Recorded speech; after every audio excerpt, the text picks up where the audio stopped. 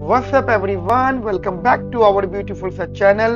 For more related and important videos, please subscribe the channel, click the bell icon and share, comment and like the videos. Let's begin.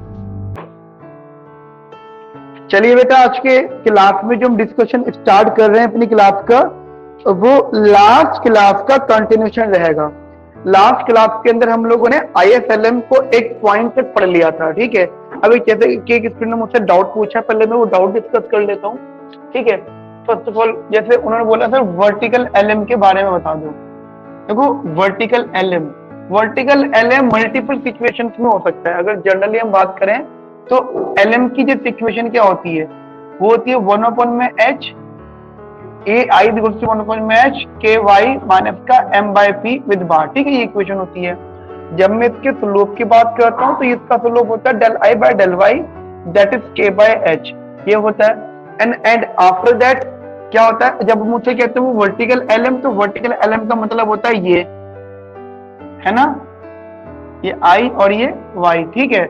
अच्छा, vertical LM का मतलब हो जाता है change in y equals to 0, और change in y equals to 0 तो मैंने यहाँ से इसको निकाल लिया, that is h/k into del I। And if it is that कि भाई ये 0 है तो दो सिचुएशन पे 0 हो सकता है, या तो भाई h 0 हो या फिर k इन्फिनिटी हो। देखो, k इन्फिनिटी का मतलब क्या हो जाता है, k इन्फिनिटी का ये मीनिंग होगा कि जो हमारी इकोनॉमी के अंदर मनी डिमांड है KY माइनस का HI, मनी डिमांड मतलब इनफाइनाइट होगी, मतलब मुझे कैश इन हैंड इनफाइनाइट रखना है। उसका रीजन क्या होगा, उसका रीजन होगा ट्रांजैक्शनल डिमांड्स की वजह से, यानी जो के है वो बहुत बहुत ज्यादा है, ठीक है, बहुत ज्यादा है। इसका मतलब हम लोगों को to basically to hold the money for infinite transaction, ठीक है, hold to money for infinite transaction. जैसे मैं थोड़ा सा एग्जांपल दूं, छोटा सा एग्जांपल के जैसे कि कोई इमरजेंसी आई है और मुझे पैसे की जरूरत है, मुझे ये नहीं पता कितने पैसे की जरूरत है, पर जरूरत है, कोई ट्रांजैक्शन करनी है, XYZ इमरजेंसी है, ठीक है। वो हो सकता है मेडिकल ट्रांजैक्शन हो, वो भी हो सकती है, या कोई लीगल ट्रांजैक्शन हो, मतलब वही कोर्ट वाली ट्रांजैक्शन हो, पैसे पहुंचाने जैसे होते हैं ना, वो बड़े लोग जब पकड़े जाते हैं तो फिर उनके लिए इनफाइनाइट अमाउंट भरा जाता है, समझ में आ रही ना, इनफाइनाइट अमाउंट, तो वही चीज है। तो ये एग्जांपल हो सकता है, but this is a very rare case, बहुत रेयर केस होगा। आप इसको भी इतना समझ रखना कि हाँ यार के इनफाइनाइट होगा। इन के इनफाइनाइट होने का मतलब क्या होता है कि कैश इन हैंड या to hold money at infinite amount, at infinite rate, ये तब हो सकता है। But this is the valid case, h equals to 0, this is the valid case, ये वैलिड केस होगा। इसका मतलब होगा दिस सेंसिटिविटी, मतलब इंटरेस्ट सेंसिटिविटी इज 0, और you can say that insensitive interest rate. Insensitive मतलब टेक्निकल टर्म से money demand पे कोई इसका इंपैक्ट नहीं पड़ रहा, ठीक है अंजलि बेटा। तो बहुत बेसिक सी बात है, वर्टिकल LM का मतलब इतना सही होता है बस, ठीक है।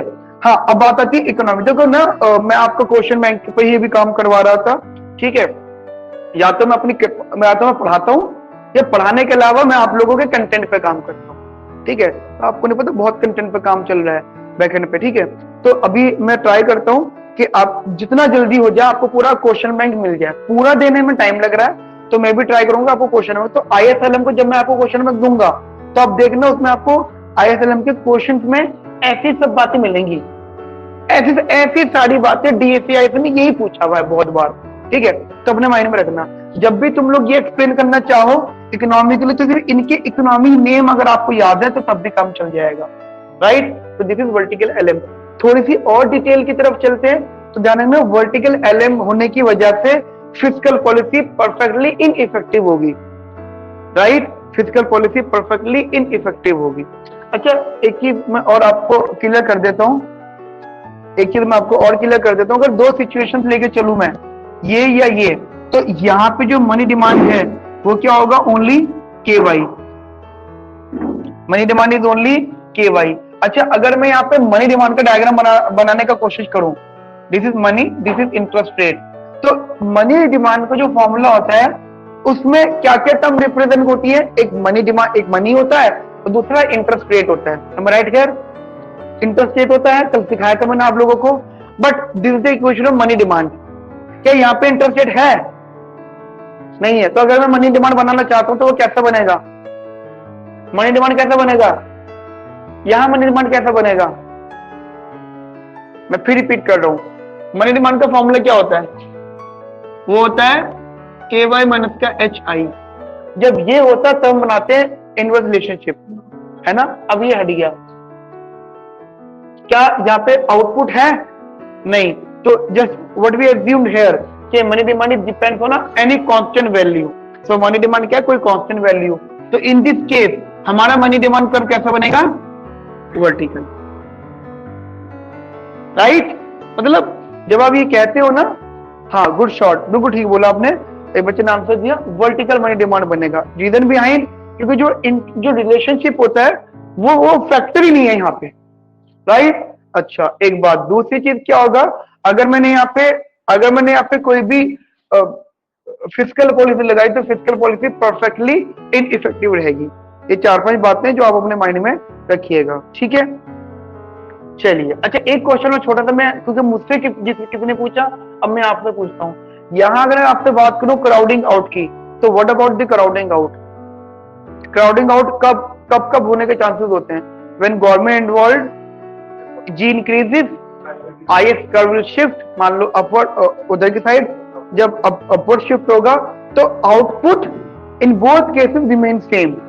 इफ वर्टिकल, देखो सिंपल सा लॉजिक है, जब मैंने बोल दिया है ना कि वर्टिकल एलन की वजह से फिस्कल पॉलिसी परफेक्टली इनइफेक्टिव है, इसका मतलब there is no crowding out, because कोई आउटपुट में चेंज ही नहीं आया, ठीक है। तो गाइस क्राउडिंग आउट, हाँ बिल्कुल ठीक बोला आपने, इशिता बोलना बहुत अच्छा आंसर दे रही है, ठीक है। तो अंजलि जी आपका एक छोटा सा डाउट था वर्टिकल एलएम, मैंने 2-4 बातें और बता दी, ठीक है। मेरी बात समझ में आ गई आपको? आगे बढ़ते हैं हम लोग।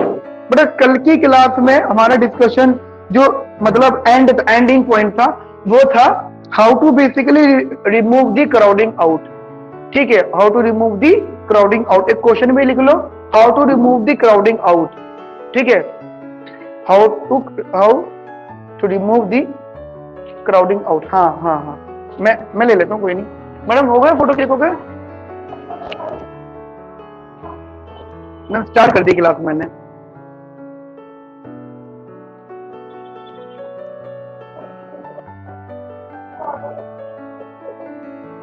लाओ, कोई नहीं, आप दे दो, है ना, इतना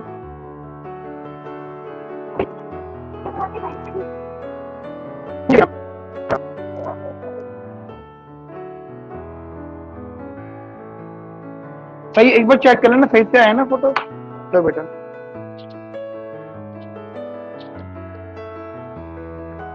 कुछ बच्चे नोट्स की डिमांड कर रहे हैं तो वो मैंने नोट्स आपको फॉरवर्ड करवा दूंगा।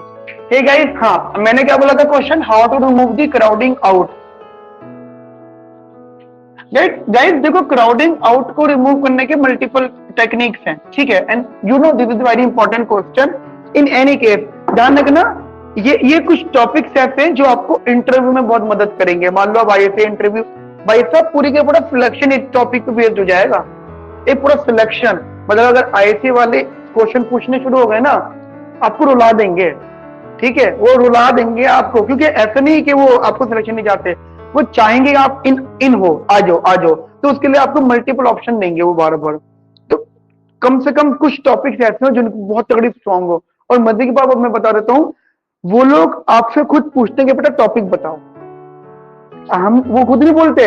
वो एक तो जनरल क्वेश्चन पूछेंगे आपसे, वो तो चलो जनरल है सबके लिए कॉमन, एक वो आपसे पूछेंगे बेटा टॉपिक बताओ। जैसे एग्जांपल आईजीआईडीएल वाले क्या करते हैं जनरल लेवल पे अभी तक, जैसे पूछते हैं बेटा टॉपिक बताओ, आप बोलोगे एग्जांपल, सॉरी सब्जेक्ट बताओ, ठीक है। चलो आपने बताया बला बला करके बहुत सारे सब्जेक्ट बताए, आपको कौन सा पसंद है, आप बोलोगे एग्जांपल मोनोपोली। अच्छा, मोनोपोली में क्या टॉपिक पसंद है, आप बोलोगे मार्केट।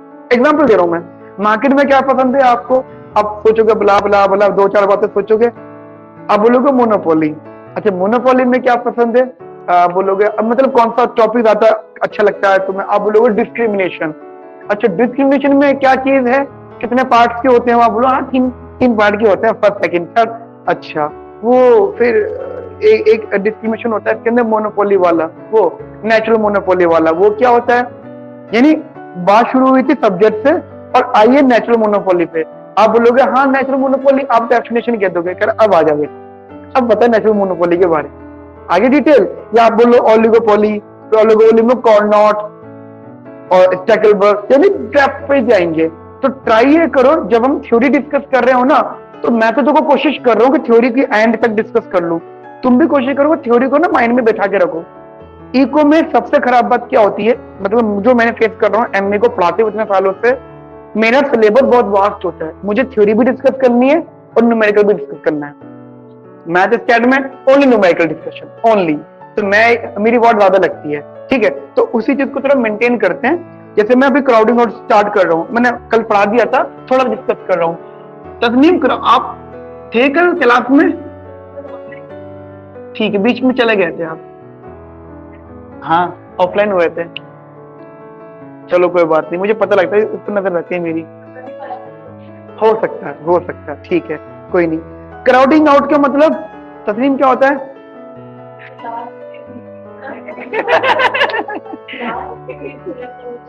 कोई नहीं, क्राउडिंग आउट का मतलब क्या होता है वैसे? बहुत आसान भाषा में, बिल्कुल हलवा लैंग्वेज, क्या होता है क्राउडिंग आउट का मतलब?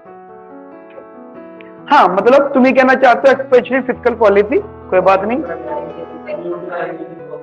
बहुत आसान भाषा में कहना है कि जो एक्सपेक्टेशन थी आउटपुट के बढ़ने की, उतनी नहीं बढ़ पाई। मतलब हम चाहते थे कि आउटपुट इतने से इतना जाए, बट वो किसी वजह से वो गैप कवर नहीं कर पाया और वापिस हो गया, ठीक है। और वापिस क्या हुआ, प्राइवेट इन्वेस्टर जो रिमूव हो जाते हैं, तो उन प्राइवेट इन्वेस्टर का जो डिक्रीमेंट अमाउंट होता है उसको आप कहते हो क्राउडिंग आउट। ये बात मैंने कल स्पेशल बताई थी। ऐसी क्राउडिंग इन क्या होता है, जब आउटपुट पहले से ज्यादा बढ़ जाए, यानी फिजिकल एक्सपेंशन में हम लोग क्राउडिंग आउट बोलेंगे और फिजिकल कॉन्ट्रैक्शन में क्राउडिंग इन बोलेंगे, ठीक है। लेकिन क्राउडिंग इन बहुत रेयर टू रेयर क्वेश्चन है, बिल्कुल लास्ट एक हो सकता ऑप्शन हो, और उससे ज्यादा नहीं पूछा जाएगा, राइट। चलिए, क्राउडिंग आउट की बेसिक बात हमने पढ़ ली। अच्छा, कल हम लोगों ने गाइस क्राउडिंग आउट के साथ साथ ये पढ़ा था कि अल्फा जी, बी, के, एच, इनके कम ज्यादा होने से क्राउडिंग आउट पे क्या इंपैक्ट पड़ रहा है, ये भी इंपॉर्टेंट है, ठीक है। ये 4 फैक्टर से हम लोग लेके चल रहे हैं यहाँ पे, ठीक है। अच्छा, जब मैं अल्फा जी की बात कर रहा हूँ, तो अल्फा जी का मतलब 1 - c + ct, ये हो गया। अगर आप लोग इसमें इंपोर्ट्स भी ऐड कर दो तो +m हो जाएगा, मतलब अगर ओपन इकोनॉमी हो गई ना, ध्यान रखना ये फैक्टर सेम रहेंगे, इसमें इंक्लूजन हो जाएगा बस, ठीक है। चलिए, हमने हेडिंग क्या लिखी थी, how to remove the crowding out. There are basically some policies, so यहाँ पे पॉलिसी है, policies to remove crowding out, ठीक है। तो सबसे पहले पॉलिसी थी मोनेटाइजेशन, कल मैंने इसको ओरल बताया था, मोनेटाइजेशन ऑफ डेफिसिट और डेफिसिट फाइनेंसिंग।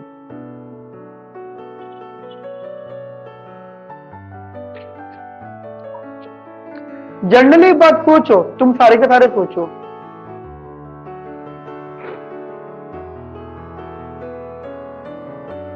इशिता जो आपने क्वेश्चन पूछा ना, वो मैं आराम से बताऊंगा, ठीक है। थोड़ा सा बड़ा क्वेश्चन है, ठीक है, वो मैं आपको बाद में आराम से बता दूंगा।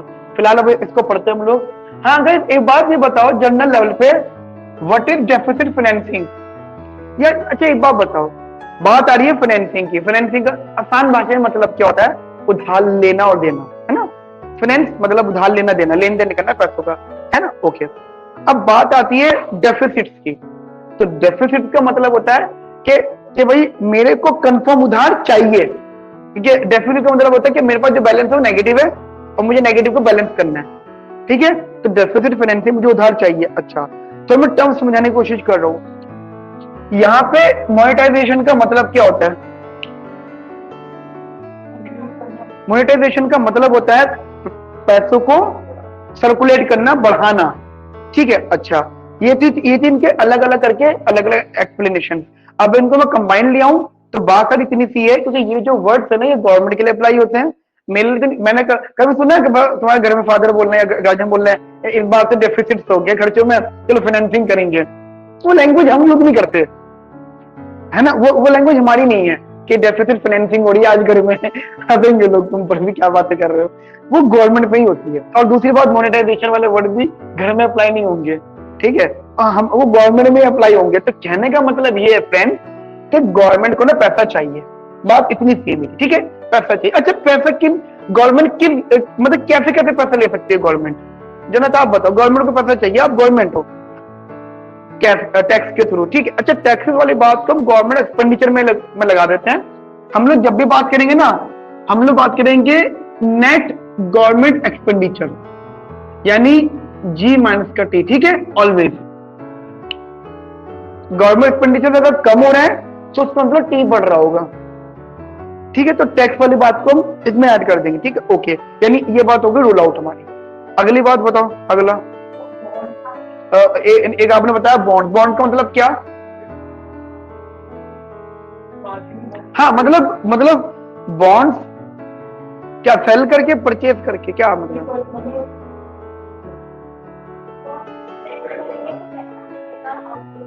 हाँ नहीं, लेकिन गवर्नमेंट को पता चाहिए ना,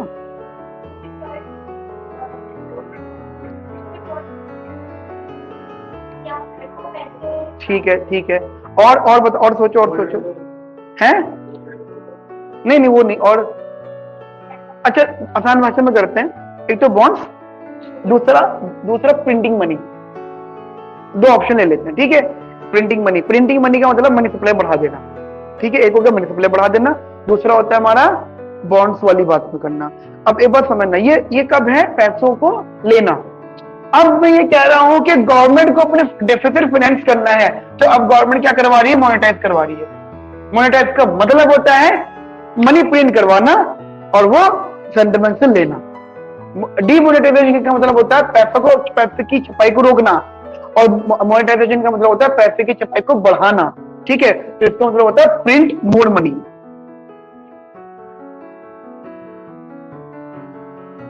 प्रिंट मोर मनी। हम बात करें क्राउडिंग आउट, हमें रिमूव करना है, ठीक है ठीक है।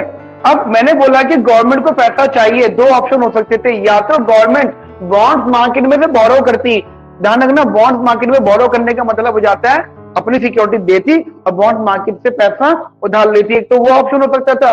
दूसरा कौन सा ऑप्शन हो सकता था, मोनेटाइज करना मतलब पैसा छापना। अगर गवर्नमेंट ने पैसा छापने वाली बात को ऑप्ट करा है, इसका मतलब गवर्नमेंट ने बॉन्ड मार्केट में कदम नहीं रखा, और जब गवर्नमेंट ने बॉन्ड मार्केट में कदम नहीं रखा, इसका मतलब क्या हो गया, प्राइस ऑफ बॉन्ड भी बदले नहीं, और जब प्राइस ऑफ बॉन्ड नहीं बदले तो ऑटोमेटिकली इंटरेस्ट रेट नहीं बदला, और जब इंटरेस्ट रेट नहीं बदला तो क्राउडिंग आउट भी क्यों होगा। क्राउडिंग आउट हो क्यों रहा था, क्राउडिंग आउट इसलिए हो रहा था क्योंकि कुछ प्राइवेट इन्वेस्टर भाग रहे थे मार्केट छोड़ के, क्यों, क्योंकि इंटरेस्ट रेट बढ़ रहा था।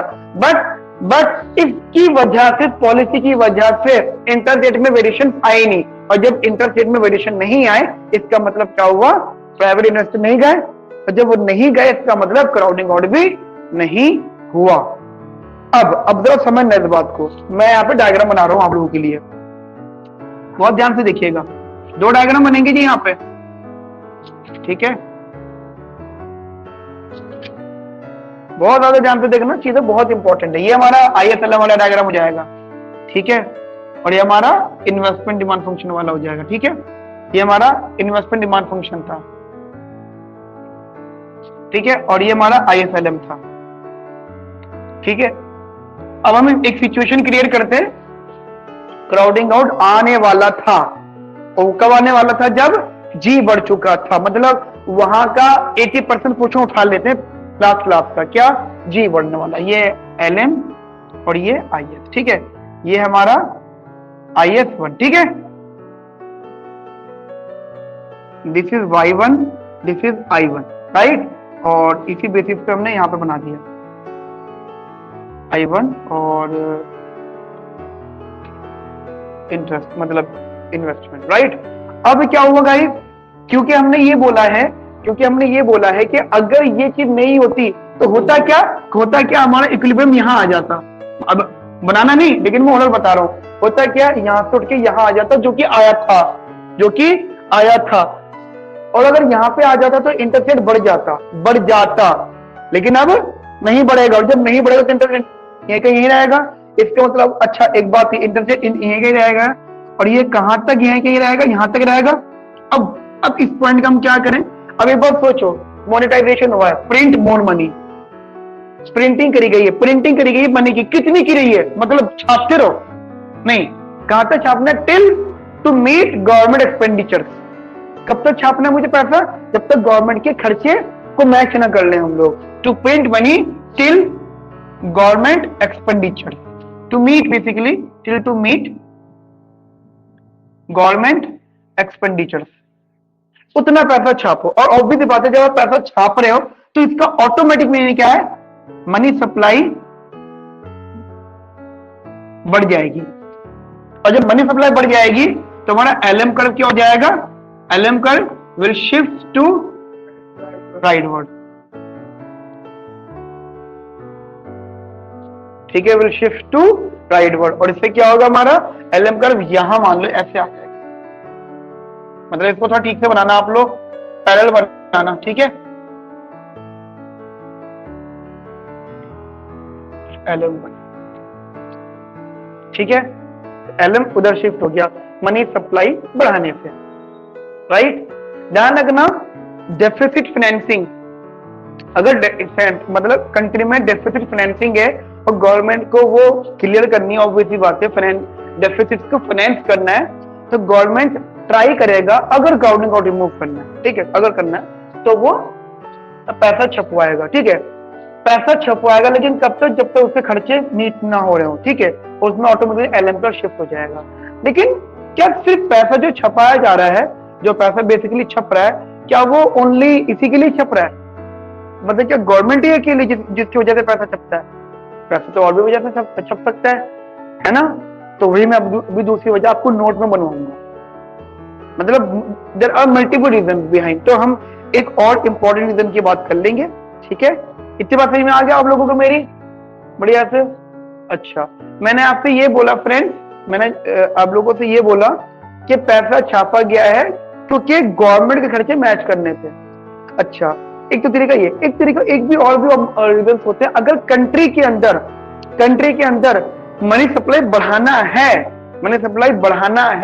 लेकिन मनी सप्लाई बढ़ाने का रीजन मेरे ख्याल से हो सकता है कि शायद इकोनॉमी में आउटपुट बढ़ाने की वजह हो, क्योंकि हम सबको पता है जहां मनी सप्लाई बढ़ेगा एलएम पर शिफ्ट होगा, आउटपुट बढ़ेगा, है ना, आउटपुट बढ़ेगा। अगर मेरा ऑब्जेक्टिव है टू इंक्रीज आउटपुट, सुनना ध्यान से, अगर आउटपुट बढ़ाने का रीजन है तो जरूरी नहीं कि हमेशा डेफिसिट फाइनेंसिंग का रीजन हो, नहीं, रीजन ये भी हो सकता है कि मुझे आउटपुट बढ़ाना है, और आउटपुट बढ़ाने के लिए अगर पैसा छापा जा रहा है उसे कहते हैं helicopter dropping, to increase the printing money, ठीक है, और to basically issue more money और print more money for output increment और आउटपुट क्रिएशन, इसके लिए उसे बोला जाता है हेलीकॉप्टर ड्रॉपिंग।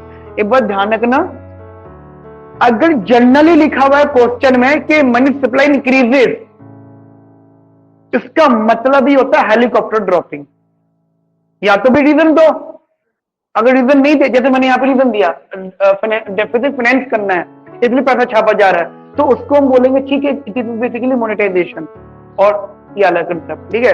लेकिन दूसरा क्या हो जाएगा, अगर आपने पैसा ज्यादा छापा है लेकिन वो ज्यादा छापने का रीजन है आउटपुट का बढ़ना, उसे बोलेंगे हेलीकॉप्टर ड्रॉपिंग, ठीक है। और मैं आपको फिर बात रिपीट करूंगा, जनरल मनी सप्लाई बढ़ना भी हेलीकॉप्टर ड्रॉपिंग होता है, ठीक है। ये पहली बार तुमने वर्ड सुना होगा, क्योंकि ये डॉन बुश में वर्ड नहीं है वाला, बट अदर बुक मैंने कहा ना, ये जैसे ये जो मैंने नोट बना रखे हैं, ये 4-5 बुक्स के मिला के नोट्स हैं, ठीक है।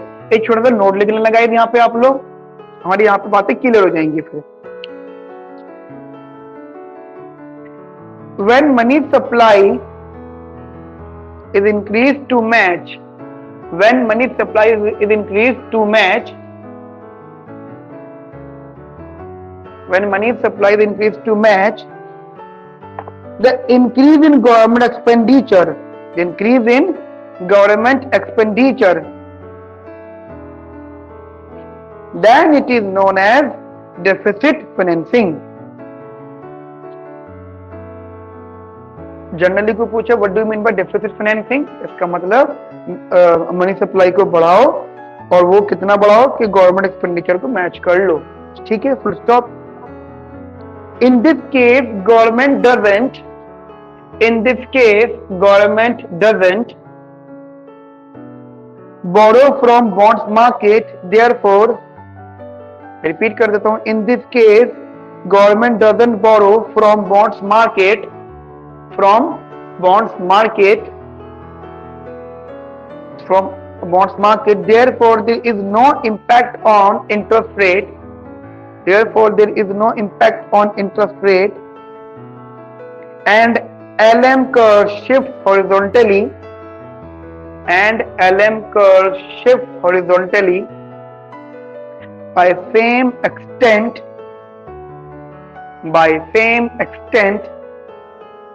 as IS curve, as IS curve। आपको पता है मैंने हॉरिजॉन्टल वाला वर्ड कहाँ रिप्रेजेंट करवा रहा हूं मैं, ये हॉरिजॉन्टल वाला वर्ड, ठीक है, और ये मतलब ये वाला पॉइंट हो गया, हॉरिजॉन्टल शिफ्टिंग हुई है पैरेलल लेवल पे, ठीक है, फुल स्टॉप। आगे लिखना, output increases by alpha G into del G, output increases by alpha G into del G, output increases by alpha G into del G, alpha G into del G, and there is no crowding out as interest rate doesn't change, there is no crowding out as interest rate doesn't change, right। अच्छा एक छोटा सा note लिख लो यहां पर helicopter dropping के बारे में। Helicopter dropping means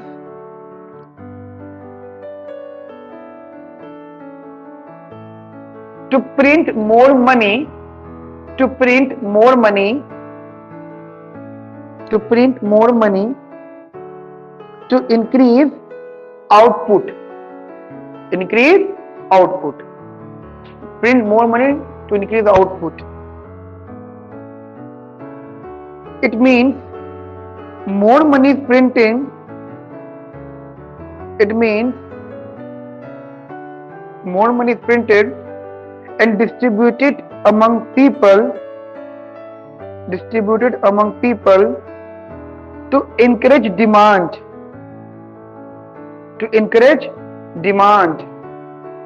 comma, among people to encourage demand, comma, if the government or monetary authority have the fear, if the government or monetary authority have the fear that there can be recession, authority has fear that there can be recession due to lack of demand,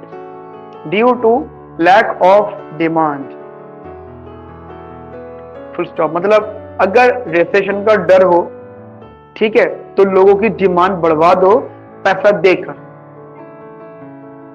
है? हाँ बिल्कुल है। Generally आपको भी मान लो जब भी society के अंदर पैसा नहीं होता, तो मैंने एग्जांपल दिया तो था वाला जब ग्रेट डिप्रेशन की टाइम की बात अगर हम कर रहे हैं तो उस टाइमिंग में यही था, उस टाइम हेलीकॉप्टर ड्रॉपिंग होती थी, ठीक है, टू प्रिंट मोर मनी, के भाई लोग डिमांड करें प्रिंट मोर, उस टाइम हेलीकॉप्टर ड्रॉपिंग ही होती थी, गवर्नमेंट एक्सपेंडिचर तो था नहीं।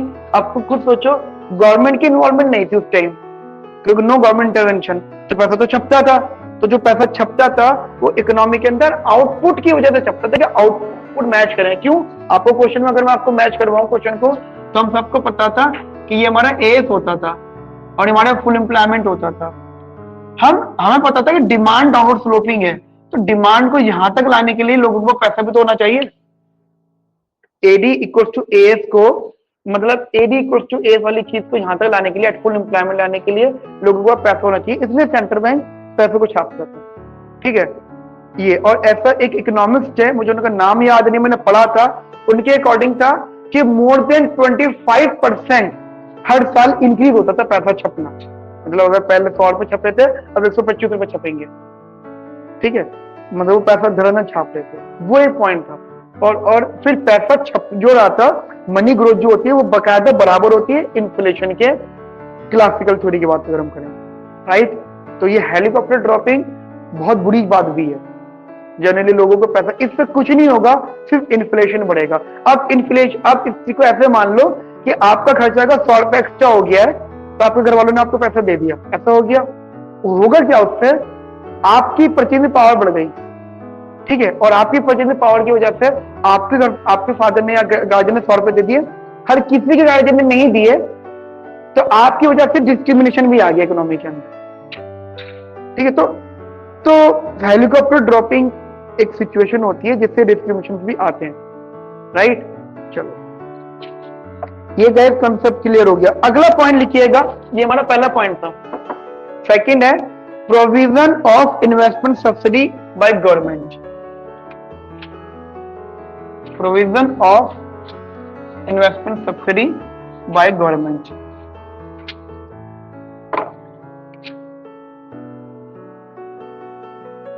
Provision of investment subsidy. देखो ऐसी बात थी फ्रेंड्स, अगर आप ये देखो कि क्राउडिंग आउट का मतलब ही क्या था, तो उसमें हमने ये पढ़ा था कि भाई क्राउडिंग आउट में प्राइवेट इन्वेस्टर्स मार्केट होकर जा रहे थे, रीजन था कि हाई इंटरेस्ट रेट हो गया था। अब गवर्नमेंट ने बोला कि तुम टेंशन ना लो, आप इंटरेस्ट रेट बेसिकली कह रहे हो ना कि इंटरेस्ट रेट की वजह से आप पीछे हट रहे हो। अच्छा, कितना इन्वेस्टमेंट कम हुआ है आपका? उन्होंने बोला जी पहले हम 100 यूनिट 100 रुपये मांगते थे, 100 रुपये इन्वेस्टमेंट होती थी, अब 80 रुपीज पे रह गई। उन्होंने बोला ठीक है, देखो समझना, i equal to I bar minus का बी आई, समझना बहुत ध्यान से। ये बढ़ते ही जनरली ये कम हो गया था, इसलिए हमने बोला था क्राउडिंग आउट। अब गवर्नमेंट ने क्या बोला, तुम टेंशन ना लो, देखो इसको तुम बदल नहीं सकते, इसको तो नहीं बदल सकते ना, हम कैसे बदल दें? हम ये कर देंगे, हम आपको थोड़ा पैसा दे देंगे, हम आपको ऑटोनोमस इन्वेस्टमेंट दे देते हैं। उससे क्या होगा, आपकी कम तो हुई है, हम मना नहीं कर रहे, कमी तो आई है, यानी इंटरेस्ट रेट तो बढ़ेगा, डेफिनेटली बढ़ेगा, लेकिन उसकी वजह से आपकी जितनी इन्वेस्टमेंट कम हो रही है, हम आपको उतना ऑटोनोमस लेवल पे दे देते हैं, ठीक है। उससे क्या होगा, उससे आप नाराज नहीं होंगे, ठीक है, उससे आप नाराज नहीं होंगे। जितना पैसा आपका कम हुआ तो आपका पैसा बढ़ जाएगा, राइट। जैसे कभी कभी होता है ना, ग्रेस मार्क दे देते हैं स्कूल में, मतलब कॉलेज में। अब सोचो 10 नंबर का ग्रेस मार्क आपको मिल गया, एग्जाम टाइमिंग में 10 नंबर के लिए आपने कितना स्ट्रगल करा होगा, किसी और 10 नंबर के लिए, है ना, कितना स्ट्रगल किया होगा, और आफ्टर एग्जाम वो 10 नंबर कितना प्यार से मिल गए। समझ में आई मेरी बात? तो स्ट्रगल यहाँ, अगर आप ये रखते तो यहाँ पे स्ट्रगल है, बट ये गवर्नमेंट ने सपोर्ट कर दिया, तो यहाँ पे लाइफ आसान कर दी, राइट गाइस, ठीक है। अब अगर मैं गाइस इसका डायग्रामेटिकली बात करता हूं, तो इसका मतलब अब इतना सा हो जाएगा। अब ऐसा देखिएगा, ध्यान रखना, इंटरेस्ट रेट अफेक्ट होगा, ठीक है, उसमें वो ये नहीं कि वो कम हो जाएगा, नहीं, क्योंकि अब एक क्वेश्चन निकल के आता है कि सर इंटरेस्ट रेट क्यों नहीं आप क्यों बदल रहे हो? भाई गवर्नमेंट को ज्यादा दिल कर रहा है, गवर्नमेंट बाइंडिंग लगा दे, रेस्ट्रिक्शन लगा दे, इतना इंटरेस्ट रेट रहेगा, नहीं। ध्यान रखना, गवर्नमेंट उन लोगों की मदद करना चाहती है जो मार्केट छोड़ के गए थे, वरना तो सबकी मदद हो जाएगी, तो जो गए थे ना सिर्फ उनको देगी गवर्नमेंट, ठीक है। अच्छा, ये हमारा ISLM, ये LM और ये IS, ये I, ये Y, ये इंटरेस्ट रेट, ठीक है। और ऑब्वियसली बात है, क्राउडिंग आउट तो वजह थी हमारी, G बढ़ा था, हमारा IS भी बढ़ गया, मतलब ये तो वो है ना, तो उठा रहे हैं हम वहां से पॉइंट, खराब डायग्राम, ठीक है गाइस, तो ये आ गया, तो ठीक है, हमारे जैसे वाला इक्विलिब्रियम हो गया था, ये I1 और ये I2, इसमें कोई कमी नहीं आएगी, ठीक है, डायग्रामेटिकली यस।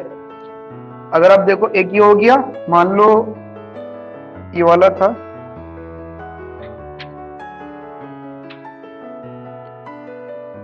ठीक है, आफ्टर दैट ये था हमारा I equal to I bar minus का बी आई, मतलब ये वाला डायग्राम, ठीक है। और ये वाला क्या हो जाएगा, I dash equal to I bar 2 minus का बी आई, राइट। तो अब दोनों बातें समझ लेना, ये वाला इंटरेस्ट रेट आ जाएगा यहाँ पर, ठीक है। तो the point is that the investment amount same. क्या मतलब, ये गैप हुआ है, इस गैप बड़ा मतलब चीज बड़ी तो थी, अब चाहो तो चेंज कर सकते हो। ऑब्वियसली बात है, ये पहले इधर थी, अगर आप देखो तो ये वाली अगर पुराने वाले इंटरेस्ट रेट की बात होती तो वो इतनी इतनी थी, ठीक है, ठीक है। लेकिन लेकिन हमारा इंटरेस्ट रेट बढ़ने की वजह से ये I1 या I2, ठीक है, इंटरेस्ट रेट बढ़ने की वजह से हमारा पीछे की तरफ आ गया।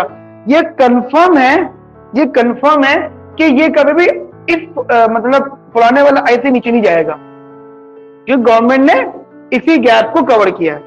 अब ऐसे सोचो, पहले इन्वेस्टमेंट बेसिकली क्या हुई, हमारी खराब हो गई इन्वेस्टमेंट हमारी, भाई हमारी हमने क्या करा कि हमने बोला कि इन्वेस्टमेंट यहाँ पे हमारी इतनी थी और गवर्नमेंट की वजह से हमारी क्राउडिंग आउट हो गया, यानी इन्वेस्टमेंट थोड़ी कम हो गई। तो जितनी कम हुई है ना उतनी गवर्नमेंट ने सपोर्ट कर दी, राइट। तो वो इतना रहेगा कि कम से कम पुरानी वाली तो रहेगी मेरी, उससे ऊपर होगी, उससे कम नहीं होगी, राइट, उससे ऊपर होगी, उससे कम कतई नहीं होने वाली, ठीक है।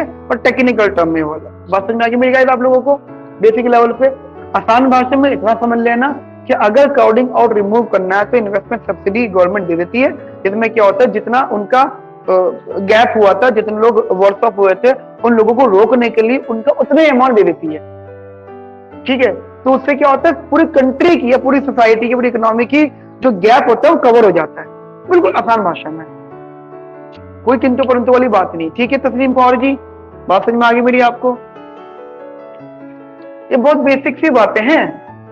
और मजे की बात क्या है कि थोड़ा थोड़ा हमको थोड़ा देखा देखा सा लग रहा है ना, हमने कल पढ़ा था, लेकिन लिटरली भूल चुके हो आप लोग सारी चीजें। सेमेस्टर 2 में पढ़ा था, सेमेस्टर 2 और 3 में भूल चुके हो, गलत बात है वो, अब आपकी नहीं, पढ़ाने वाले की। आप तो गलत कभी हो नहीं सकते हो। चलिए एक छोटा सा पॉइंट लिखेंगे हम लोग यहाँ पे, फिर कंटिन्यू डिस्कशन करते हैं। और एक चीज और ध्यान रखना, मैं आपको क्लियर कर देता हूँ, ये जरूरी नहीं कि ये ऐसी पैरेलल शिफ्टिंग हो गई उसके ऊपर आए, कोई जरूरी नहीं, ध्यान रखना, दिस इज मिनिमम, ठीक है, ये मिनिमम होगा। ये हो भी सकता है कि थोड़ा आएगा, क्योंकि अगर हम मल्टीपल बुक देखें तो यहाँ पे कभी ऐसे भी हो सकता है, ये इस पे डिपेंड करता है ना गैप पर, ठीक है। ये मिनिमम रहेगा, भाई गवर्नमेंट अच्छी है तो ज्यादा पैसे दे दे गवर्नमेंट ने, बुरी बात थोड़ी है, मिनिमम गैप पूरा करेगी वो मिनिमम, ठीक है। चलो एक छोटा नोट लिख लेते हैं, फिर हम लोग इसमें आगे बात करते हैं।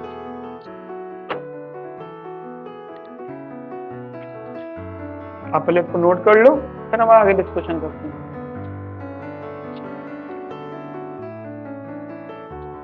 Investment subsidy is a grant, ठीक है, नोट कर लो बेटा, कोई दिक्कत नहीं।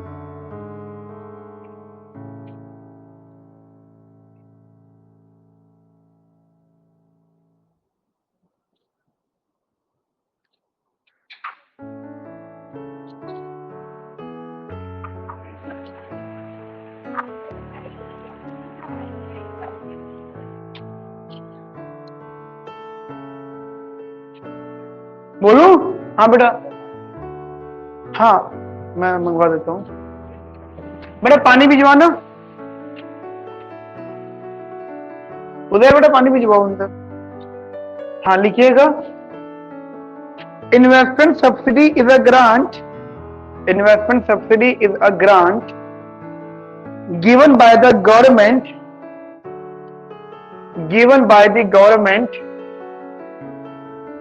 given by the government to firms to encourage them, उनको Shivanjali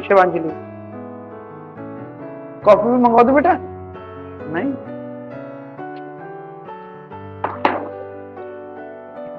to firm to encourage them, मैं रिपीट कर देता हूं, by the government to firms to encourage them to invest more by reducing their total cost of investment expenditure, full stop, total cost of investment expenditure, full stop. This increases I bar and leads to rise in investment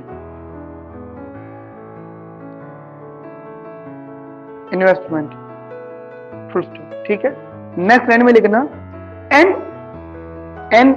investment subsidy increases I bar, investment subsidy increases I bar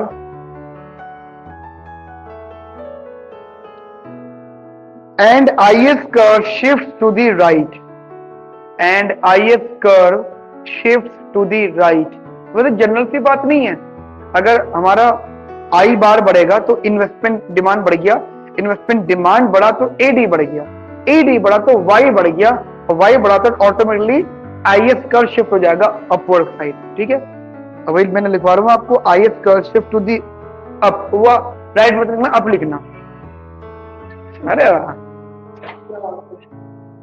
up full stop. Interest rate rises to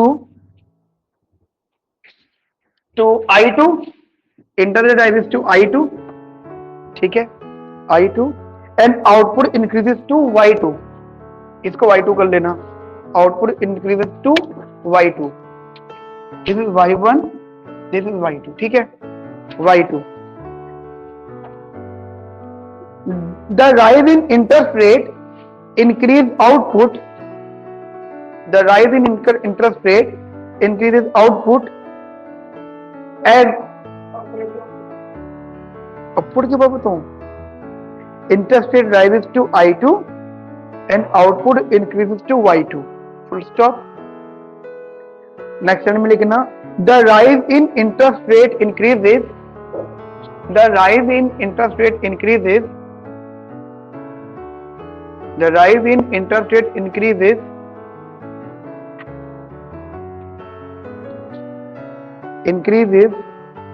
investment. अच्छा sorry, क्या लिखा आपने? The rise in interest increases output as it increase investment demand from I1 to I2.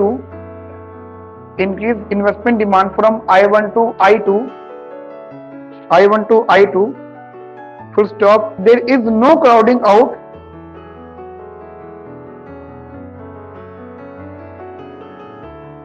There is no crowding out. Full stop.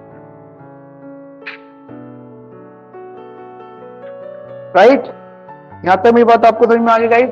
तो generally हम लोगों ने यहाँ पे दो पॉलिसीज के बारे में पढ़ा है. अच्छा, ये तो हो गए दो पॉलिसी जो हम अप्लाई करेंगे. ठीक है, ये अप्लाई हम करेंगे.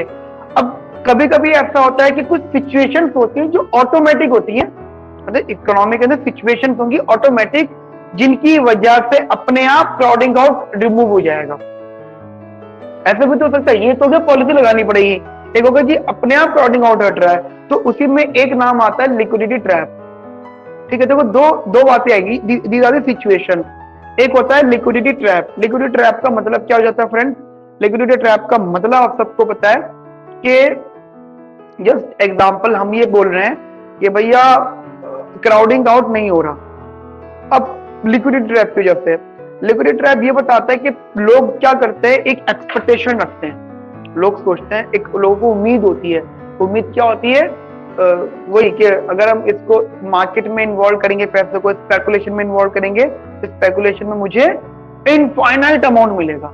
This is the expectation, right, कि अगर मैं यहां इन्वेस्ट करूंगा, जैसे एग्जांपल मैं आपको थोड़ा सा दे रहा हूं, बिटकॉइन है. बिटकॉइन एक ऐसी चीज 10-12 सालों में ऐसा हुआ है कि अब लोगों को लग रहा है कि इसमें जितना इन्वेस्ट करोगे इसमें इनफाइनाइट अमाउंट रिटर्न मिलेगा. अगर आप शायद इसको शायद में भी चलता है, फेसबुक पे दिखता है कि किसी ने अगर 10-12 साल पहले इतने पैसे लगाए थे तो उसको हजारों करोड़ का बेनिफिट मिल गया. ऐसा हम में भी सुनते हैं, पढ़ते हैं, मैंने भी सुना है. वो क्या है? बिटकॉइन में इन्वेस्टमेंट क्या है? वो यही है, this the liquidity trap. Bitcoin is the best example for liquidity trap. क्योंकि क्या होता है कि लोग पैसा होल्ड रखते हैं फॉर स्पेकुलेशन, होल्ड करते हैं, वो ट्रांजैक्शन में खर्च नहीं करते. वो पैसे को होल्ड करते हैं। अब पैसे को होल्ड करने का मतलब हो जाता है कि इतना सारा पैसा वो होल्ड करेंगे फॉर इनफाइनाइट रिटर्न। और ध्यान रखना उस केस में जो हमारा एच होगा वो होगा इन्फिनिटी, राइट। और जब जब एच इन्फिनिटी होगा, अच्छा हमारा एलएम कर्व कैसा होगा? हॉरिजॉन्टल। एलएम कर्व होगा हमारा हॉरिजॉन्टल। और जब जब एलएम कर्व हॉरिजॉन्टल होगा तो फिस्कल पॉलिसी क्या होगी? Perfectly effective. मतलब मैं आपको सारी बातें क्लियर करते जा रहा हूं। अगर एलएम कर्व हॉरिजॉन्टल होगा तो फिस्कल पॉलिसी परफेक्टली इफेक्टिव होगी। क्यों? उन्होंने वो आईएस बढ़ा जितने गैप से बढ़ा, क्योंकि interest rate remain same, interest rate में चेंज नहीं आया, बट हॉरिजॉन्टल एलएम की वजह से जितना आउटपुट बढ़ना था उतना ही आउटपुट बढ़ा है। और क्योंकि इंटरेस्ट रेट में कोई चेंज नहीं आया तो प्राइवेट इन्वेस्टर भी नाराज नहीं हुए। ठीक है, ऑटोमेटिकली क्या है? ऑटोमेटिकली जब जब इकोनॉमी के अंदर लिक्विडिटी ट्रैप होगा तब तब गाइस क्राउडिंग आउट नहीं होगा। ठीक है, मेरी बात समझ में आ गया आप लोगों को? तो दो तीन बातें क्लियर करके चलना, मैं आपको बता देता हूँ डायग्राम बना के कि अगर these are the two situation, इसका आप एक नोट के फॉर्म में बनाना। पॉसिबल सिचुएशन जहां पे हमारा लिक्विडिटी वो क्राउडिंग आउट रिमूव हो जाता है, सिचुएशन।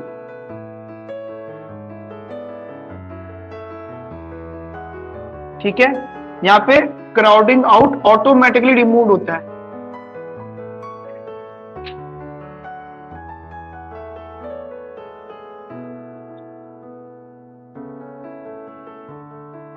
ठीक है गाइस, और वो सिचुएशन मैंने आपको पहले बताई है, लिक्विडिटी ट्रैप।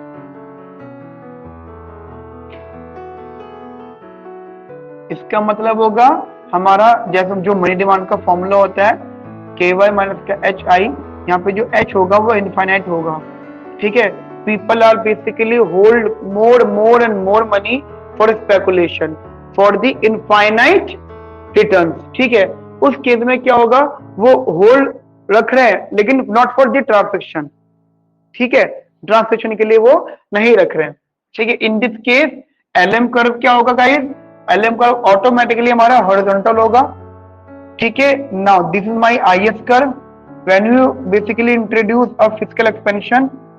तो पहले हमारा y1 ये था और अब ये y2 ये हो गया। तो इसका मतलब क्या है कि if interest rate remain same, it means what? अगर इंटरेस्ट रेट सेम है तो हमारी इन्वेस्टमेंट डिमांड में कोई फर्क नहीं पड़ेगा।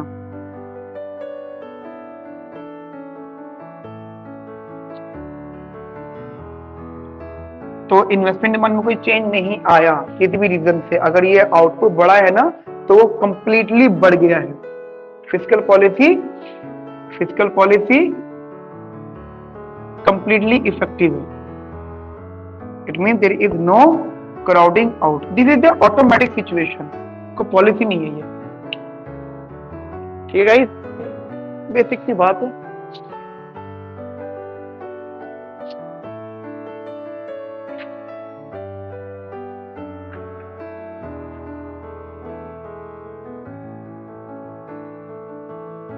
राइट,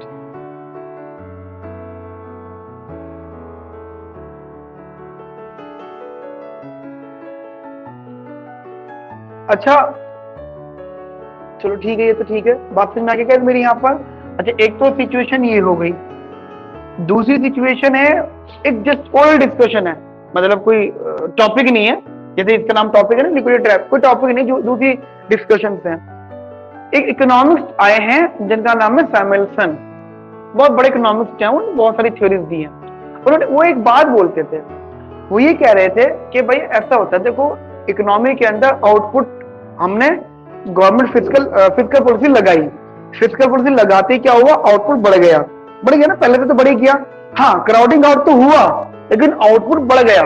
अब जब आउटपुट बढ़ता है तो ऑटोमेटिकली हमारी इनकम बढ़ती है, क्योंकि आउटपुट सेम है इनकम, राइट? इनकम बढ़ गई। अब जब इनकम बढ़ गई है तो ऑब्वियस ही बात है, इनकम को हम दो पार्ट में डिवाइड करते हैं, कंज्यूम और नॉट कंज्यूम, कंजम्पशन और नॉट कंजम्पशन। तो एक तो कंजम्पशन बढ़ेगी ऑटोमेटिकली, और साथ साथ इनकम का वो पोर्शन जो कंज्यूम नहीं हो रहा वो ऑटोमेटिकली सेव हो रहा है, तो इसके अंदर सेविंग्स भी बढ़ेंगी, राइट? सेविंग्स भी बढ़ेंगी। अच्छा, मार्केट में इंटरेस्ट रेट क्या है? हाई। तो जो इन्वेस्टर्स हैं, जो पैसा इन्वेस्ट करते हैं, जो पैसों को सप्लाई करते हैं वो क्या कहेंगे जी, हमारे पास ज्यादा पैसा है, आओ आओ हमसे पैसा ले जाओ। क्यों? क्योंकि हमारी इनकम बढ़ी है। अब खुद सोचो, जब हमारी इनकम बढ़ी है तो ऑटोमेटिकली हमारी सेविंग भी बढ़ गई है, तो मार्केट में पहले के मुकाबले अब ज्यादा पैसा है, राइट। अब बताओ क्राउडिंग आउट का मतलब क्या था कि क्योंकि इंटरेस्ट रेट बढ़ गया था तो कुछ प्राइवेट इन्वेस्टर मार्केट छोड़कर चले गए थे। इंटरेस्ट रेट बढ़ने का ये भी मतलब था कि मतलब पहले के मुकाबले अब इन्वेस्टमेंट कम है at old interest rate. At old interest rate पहले के मुकाबले इन्वेस्टमेंट कम है, बट अब क्या है, लोगों के पास पैसा है थोड़ा ज्यादा। अब लोग बोलेंगे कुछ भी इंटरेस्ट रेट दे दो हम तैयार हैं, नॉट हाई मच, बहुत हाई वाला नहीं, अब लो भी दे दोगे तब भी चलेगा। तो इसका मतलब क्या हुआ, this is a situation, it's a automatic situation. जब इकोनॉमी के अंदर आउटपुट बढ़ता है तो इनकम बढ़ती है, तो सेविंग्स अपने आप बढ़ती है, तो मार्केट के अंदर पैसा अवेलेबल हो जाता है फॉर इन्वेस्टमेंट, राइट। नहीं, वो रूल आउट हो जाएगी सारी बातें, वो ऑटोमेटिकली पैसा मार्केट में आ जाएगा, राइट। पैसा मार्केट के अंदर आ गया तो क्या होगा, क्राउडिंग आउट का मतलब क्या था, इन्वेस्टमेंट कम होना, अब इन्वेस्टमेंट तो बढ़ गई। तो दीज आर दी सिचुएशन, ये कोई पॉलिसी नहीं है, ये ऑटोमेटिक सिचुएशन होती है, ठीक है। तो दो तरह की बातें हमने करी हैं, एक ये वाली और एक ऑटोमेटिक सिचुएशन वाली, ठीक है। एक शॉर्ट में इसके लिए लिख लेंगे हम लोग, शॉर्ट में फिर उसके लिए भी लिख लेंगे, ठीक है। अच्छा, लिखवाने का पर्पस मेरा यही है कि अभी तो कोई दिक्कत नहीं है, पर आप जनवरी में रिवीजन कर रहे होंगे ना तो यही लिखा ही समझ में आएगा आपको, क्योंकि ये एरो तो कभी समझ में आने से रहे आपको, ये एरो ये तो मतलब ही नहीं समझ में आ जाए कभी भी, वो नहीं आएंगे ऐसा समझ में। लेकिन ना लिक्विडिटी ट्रैप सबसे पहले, it is a situation when negative sentiments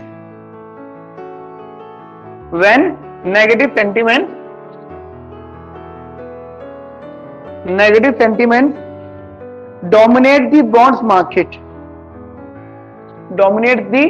bonds market, full stop. Everyone expects bonds price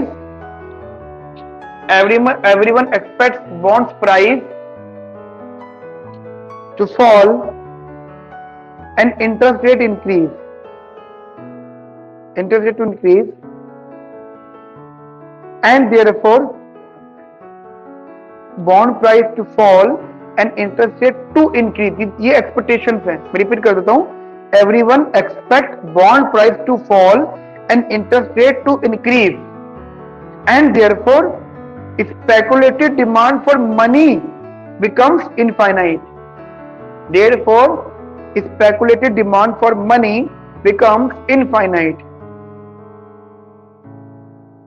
This is because all money supplied by government is held by people for speculation,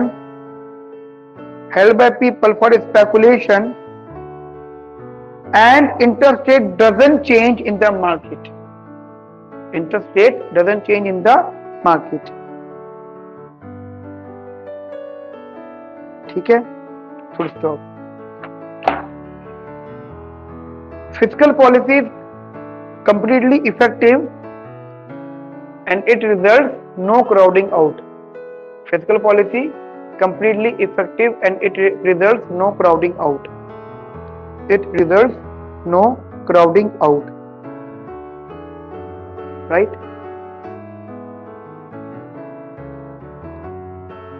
second point लिखिएगा guys, जो second वाला मैंने जो बोला था ये वाला, economics like सैमुएल्सन, SAM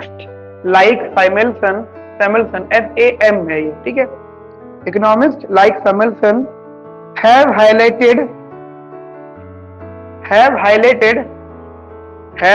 highlighted that theory of crowding out ignores the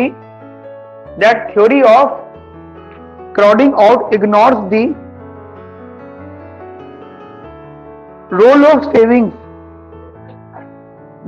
Economics like Samuelson,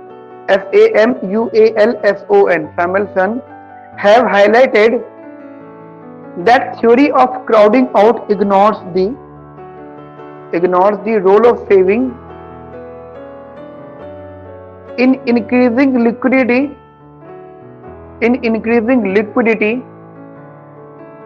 by increasing capacity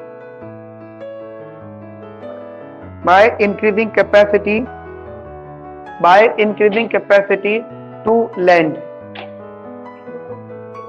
Ignore the role of saving in increasing liquidity by increasing capacity to lend, and therefore restricting crowding out, full stop. According to this theory, comma, as G bar increases,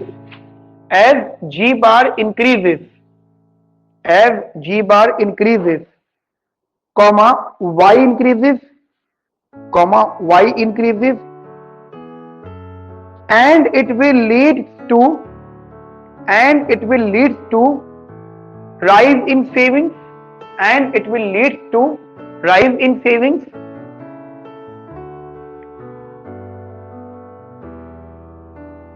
comma, this will imply more liquidity for lending,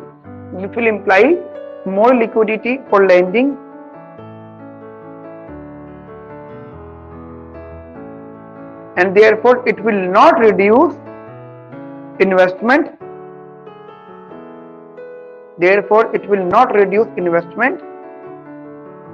by the extent predicted by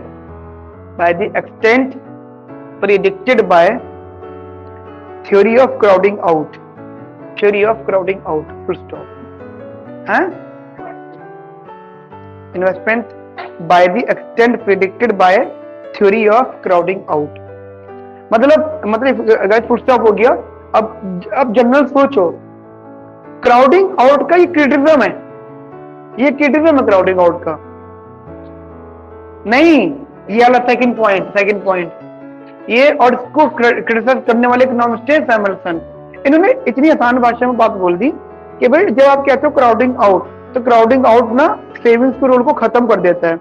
मतलब ऐसा हो जाता है कि जब government policy लगती है, fiscal policy लगती है, तो आउटपुट बढ़ता है। तो जब आउटपुट बढ़ता है तो इनकम भी तो बढ़ेगी, और जब इनकम बढ़ेगी तो ऑटोमेटिकली सेविंग भी बढ़ेंगी, और सेविंग जो होती है वो ऑटोमेटिकली मार्केट के लिए होती है और इन्वेस्टमेंट। ठीक है, तो जितना हमारा गैप क्राउडिंग आउट की वजह से आया था, उतना गैप पूरा हो गया, तो क्राउडिंग आउट ऑटोमेटिकली रिमूव हो गया। ठीक है ना गाइस, तो यहाँ पे हमने क्राउडिंग आउट की पूरी थ्योरी पढ़ ली, दिमाग में रखना, भूलना नहीं यहाँ पे। हाँ बेटा, नहीं फिर तो देखो, क्रिटिसिज्म का मतलब ही होता है कि पुरानी सारी बातें खराब हैं आपकी। क्रिटिसिज्म का मतलब यही हो जाता है कि जितना आपने पुराने डिस्कस किया है ना, वो सब खराब है। क्योंकि सेविंग्स, अच्छा एक बात और, सेविंग्स की इंपॉर्टेंस सबसे पहले किसने दी है? अच्छी वाली इंपॉर्टेंस, बड़े वाली इंपॉर्टेंस, उनको नोबेल भी मिला है। नहीं, केन ने कंजम्पशन थ्योरी दी है, सेविंग्स नहीं, उनको नोबेल मिला है। जिन्होंने सेविंग्स को बहुत तगड़ी इंपॉर्टेंस दी है, इसी बात को नोबेल मिला उनको। उनका नाम है सोलो मॉडल। इन्हें एक्चुअली सोलो स्वान कहते हैं। सोलो और स्वान दोनों अलग अलग हैं। ये वो ऐसे, मतलब ऐसा नहीं कि इनसे पहले किसी और इकोनॉमिस्ट ने कोई बात ना करी हो।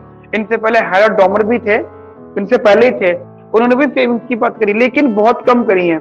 जब मैं गाइस ग्रोथ थ्योरी पर आऊंगा, आप देखना बहुत डिटेल डिस्कशन करेंगे हम लोग।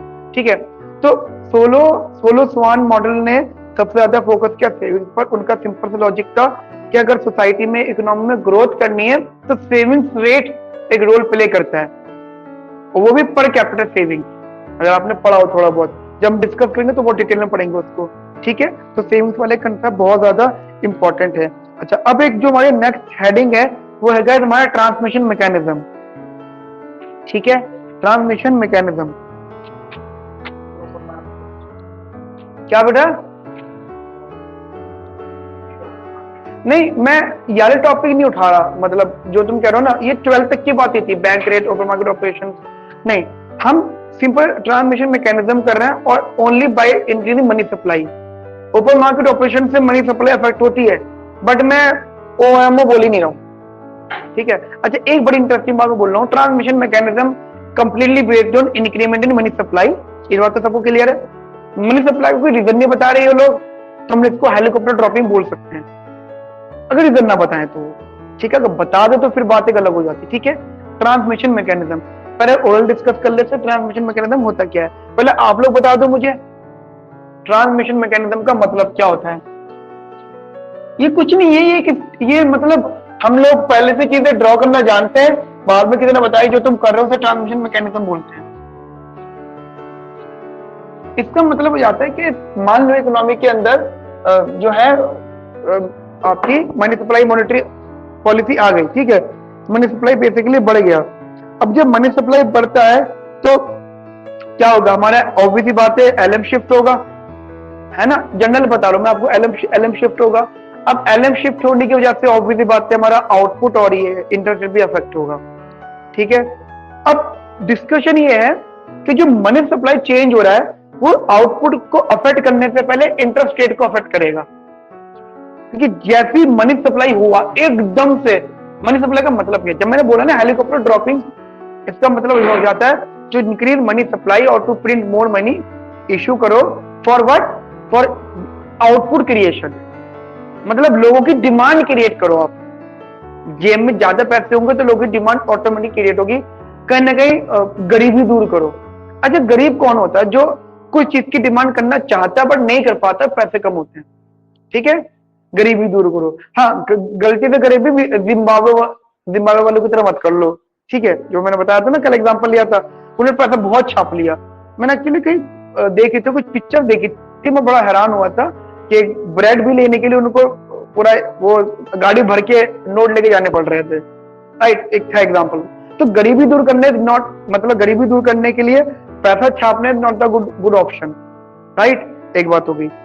मैं ये बोल रहा हूं जैसे मानव जेब में पैसा आएगा वैसे क्या इंटरेस्ट रेट पे एकदम इंपैक्ट पड़ेगा, एकदम। और इंटरेस्ट रेट क्या होगा, ठाए से नीचे आगे गिरेगा, मतलब जितना उसको लिए कम हो सकता है उतना कम होगा।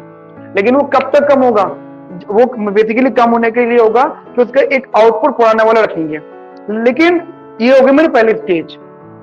अब बाद में क्या होगा, इंटरेस्ट रेट कम होगी। अच्छा, इंटरेस्ट रेट कम होने के बाद एक इंपैक्ट पड़ता है, क्या, इन्वेस्टमेंट बढ़ेगी। अच्छा, इन्वेस्टमेंट बढ़ेगी तो उससे इंपैक्ट क्या पड़ेगा, इन्वेस्टमेंट बढ़ने का मतलब एग्रीगेट डिमांड बढ़ेगा, और एग्रीगेट डिमांड बढ़ेगा तो ऑटोमेटिकली हमारा वाई बढ़ेगा, तो वाई बढ़ेगा तो आउटपुट बढ़ेगा, राइट। इतनी बात समझ में आ गई। यानी इंटरेस्ट रेट कम होती आउटपुट इंक्रीज हो रहा है। तो पहले तो मुझे ये चीज बता दो, ऑटोमेटिकली आईएस अफेक्ट हो रहा है, क्योंकि investment demand is a function of IS, am I right यार। क्योंकि इंटरेस्ट रेट कम हुआ, इंटरेस्ट रेट कम होते ही इन्वेस्टमेंट डिमांड पे इंपैक्ट पड़ रहा है, तो यहाँ पे शिफ्टिंग होगी, मूवमेंट होगी ऑफ आईएस कर्व। मैं क्या करके बात कर लेता हूँ, कंफ्यूज मत होना, जो मैं सिखाना चाहता हूँ सीखना जरूर। या पहले जनरल डिस्कशन कर लेते हैं, कोई टॉपिक लिखने से पहले ही।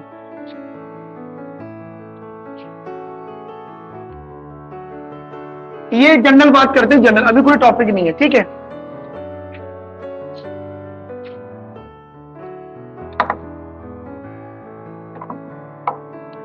एक मिनट गाइस, इंक डाल देता हूं पेन में।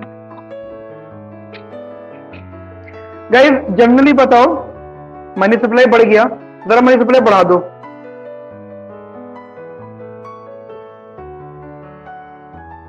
बढ़ा तो दो, बढ़ा दी। हेलीकॉप्टर लिया है, एलएम और ये आईएस, ठीक है। और ये एलएम कम हो गया, ठीक है। ये पहले वाला आई था, I1 था, ये Y1, ठीक है। और LM जैसे हमारा इक्विलिब्रियम 1 था, LM जैसी इधर की तरफ हुआ, मतलब कंपनी सॉरी LM इधर की तरफ शिफ्ट हो गया, राइट वर्ड, तो एकदम से इमीडिएट इंपैक्ट पड़ेगा इसके ऊपर, इंटरेस्ट ढाई से नीचे आके गिरेगा, ठीक है। क्यों, क्योंकि हम ये सोच रहे थे कि मनी सप्लाई बढ़ा दो, और मनी सप्लाई इसलिए बढ़ाओ इसलिए बढ़ाओ क्योंकि हमें अपनी इकोनॉमी के अंदर लोगों का आउटपुट बढ़वाना है। ठीक है, वही रीजन है, क्योंकि आउटपुट नहीं बढ़ रहा था। तो जैसे ही मनी सप्लाई बढ़ा, जैसे मनी सप्लाई बढ़ा, अगर मुझे इकोनॉमी में उतना ही आउटपुट की बात करनी है तो इतने ही आउटपुट के लिए इंटरेस्ट रेट इतना हो जाएगा, 2.5 से नहीं आगे गिरेगा। वो इसलिए होगा अगर हमारा ऑब्जेक्टिव है कि आउटपुट में चेंज ना हो, तो सप्लाई ऑफ मनी हो गया, मतलब एक्सिस सप्लाई ऑफ मनी है, उसका मतलब डिमांड फॉर मनी से ज्यादा है। तो जब डिमांड फॉर मनी ऑटोमेटिकली कम होगी तो इंटरेस्ट रेट क्या हो जाएगा, कम। फिर जिसकी डिमांड अगर रिलेटिवली कम होती है तो उसका प्राइस कम हो जाता है, और जो इंटरेस्ट रेट है वो इन्वेस्टमेंट का प्राइस होता है। तो ऑटोमेटिकली डिमांड कम होती, इन्वेस्टमेंट का प्राइस कम हो जाएगा, given that if we basically set output this. ठीक है, तो यहां से यहां तक आना, this is known as stage 1। ठीक है, उसके बाद जो मैं स्टेज बोल रहा हूं आपसे, तो मतलब 2 स्टेजेस का दिमाग में रखना। ट्रांसमिशन मैकेनिज्म 2 स्टेजेस को बोलते हैं। सेकंड स्टेज होगी कि जैसे ये हुआ, ये मतलब कमी आई, तो हमने यहाँ पे क्या करा, ये इन्वेस्टमेंट और ये आई, ये हमारा था डायग्राम, आई बार माइनस का बी आई। ठीक है, मान लो ये था इक्विलिब्रियम, ये y1 और ये i1, एकदम से इंटरेस्टेड ये वाला आ गया। ठीक है, अब अभी जनरली सोचना, एकदम से इंटरेस्टेड ये वाला आ गया, थोड़ी ये i था i1, तो अब ये i2 ये वाला हो जाएगा, यानी हमारा इन्वेस्टमेंट बढ़ गया। इन्वेस्टमेंट बढ़ने का मतलब सिंपली क्या होता है फ्रेंड, अब खुद सोचो, एग्री डिमांड बढ़ेगा, एग्री डिमांड बढ़ने का मतलब आउटपुट बढ़ जाएगा। ठीक है, आउटपुट बढ़ा है। अच्छा, ये क्यों बढ़ा था, क्योंकि इंटरेस्ट रेट कम हुआ था। तो आप इसको और इसको देखो, इन दोनों का आप देखते हो तो आई और वाई दोनों में चेंजेस आ रहे हैं, आई और वाई दोनों में चेंजेस आ रहे हैं, आई में और वाई में दोनों में चेंजेस आ रहा है। मेरा क्वेश्चन है शिफ्टिंग होगी, मूवमेंट होगी, मेरा ये क्वेश्चन था। मैंने जो इतना तामझाम बनाया था क्वेश्चन के आंसर के लिए बनाया, शिफ्टिंग होगी मूवमेंट होगी, शिफ्टिंग होगी मूवमेंट होगी। कितना डाउट में बता रहे हो, अरे भैया कितनी बार शिफ्टिंग, पिटाई ऐसी करूंगा। शिफ्टिंग मैं इतनी बार सिखाया आपको, शिफ्टिंग कब होती है, जब एक वेरिएबल कांस्टेंट हो दूसरा अफेक्ट हो रहा हो, तब शिफ्टिंग होती है। मूवमेंट कब होती है, जब दोनों वेरिएबल चेंज हो रहे हो। क्या हो रहा है यहाँ पे, आई भी हो रहा है वाई भी हो रहा है, तो क्या होगी यहाँ पे, मूवमेंट होगी। ठीक है, इसी तो बोल रहा, आपने कौन सा वाली बात बोली थी बेटा, चलो जनरल में पहले बात कर लेता हूँ आगे। मैं ये कह रहा हूँ आप लोगों से मैं बोलूँ, जैसे एलएम उधर शिफ्ट हुआ, इंटरेस्ट रेट 2.5 से आगे नीचे गिरा, जैसे ये नीचे गिरा, इसका मतलब क्या होगा, ऑटोमेटिकली इन्वेस्टमेंट डिमांड ज्यादा हो जाएगी, और जहां इन्वेस्टमेंट डिमांड ज्यादा हुई ऐसे एडी बढ़ेगा और ऐसे आपका वाई बढ़ेगा, और जैसे वाई बढ़ेगा ऑटोमेटिकली ये चीज बढ़ेंगी। लेकिन ये वाई कहां तक बढ़ेगा, ये वाई वहां तक बढ़ेगा जहां तक इसको रीच ना कर ले, और इसको कट कहां तक करेगा, जब तक ये इंटरेस्ट रेट मार्केट का ना आ जाए। तो खुद सोचो, हमारी जो जितना मनी सप्लाई था ये वहां तक का ही वाई बढ़ेगा। Now the new interest rate become free, right. तो अब ऐसा तो गाइस है नहीं कि मनी सप्लाई आपने बढ़ा भी दिया है और इकोनॉमी का इंटरेस्ट रेट बिल्कुल पुराने वाले पॉइंट पर आ जाए, नहीं, ऐसा नहीं होगा। वो पुराने वाले पॉइंट पे नहीं आएगा, वो पुराने वाले पॉइंट पे नहीं आएगा, वो थोड़ा सा नीचे की तरफ आएगा। ठीक है, अब समझना, जिस ट्रांसमिशन मैकेनिज्म को तुम यहां पढ़ रहे हो, यही चीज ओपन इकोनॉमी में जाके जब इंटरेस्ट रेट एक्सचेंज रेट में बदल जाएगा, यही चीज जे कर्व में कन्वर्ट हो जाती है। तुमने अपनी लाइफ में शायद जे कर्व पढ़ा होगा कभी ना कभी, है ना, बैलेंस ऑफ पेमेंट में। फर्क क्या हो जाता है, यहाँ पे इंटरेस्ट रेट है, अरे है था, भूल जाओ, यहाँ पे इंटरेस्ट रेट है, वहां पे एक्सचेंज रेट होता है, बस बात तो वही है ना। तो अब सोचो, इतना इंटरेस्ट रेट कम हुआ, ठीक है, लेकिन आफ्टर सम टाइम सिर्फ इतना सा बढ़ा, तो एक्चुअल गैप सिर्फ इतना सा आया। इसी चीज को बोलते हैं ट्रांसमिशन मैकेनिज्म। पहले E1 था, ये E2 हुआ और अब ये E3 हो गया। पहले हम नीचे आए और यहां से फिर इधर बढ़ गए। देखो जनरल लेवल पे पहले तो ये हो सकता है कि व्हाट इज ट्रांसमिशन मैकेनिज्म, तो थ्योरेटिकल डिस्कशन हो गया। आफ्टर दैट अगर ट्रांसमिशन मैकेनिज्म हो रहा है तो उसमें जो हमारा इंटरेस्ट रेट क्या पूरा का पूरा ही 100% कम हो जाएगा या कोई गैप भी आएगा, तो गैप का आंसर दे दोगे आप। दूसरी चीज, कि यहाँ पे आईएस कर्व शिफ्ट होगा, मूव होगा। ये ऑब्जेक्टिव क्वेश्चन फ्रेम्ड होंगे, राइट। तो मल्टीपल क्वेश्चन फ्रेम्ड होंगे, ठीक है। चलिए गए, यहाँ तक मेरी बात समझ में आ गई सबको? कौन सी बात? मैं दोबारा बता, मैं इसको रब करके दोबारा बताता हूँ, ठीक है, क्योंकि अब मैं शुरू से बताऊंगा चीज है। मैं इसको रब कर रहा हूँ और दोबारा डायग्राम आपके लिए बनाऊंगा। दोबारा से समझना चीजों को।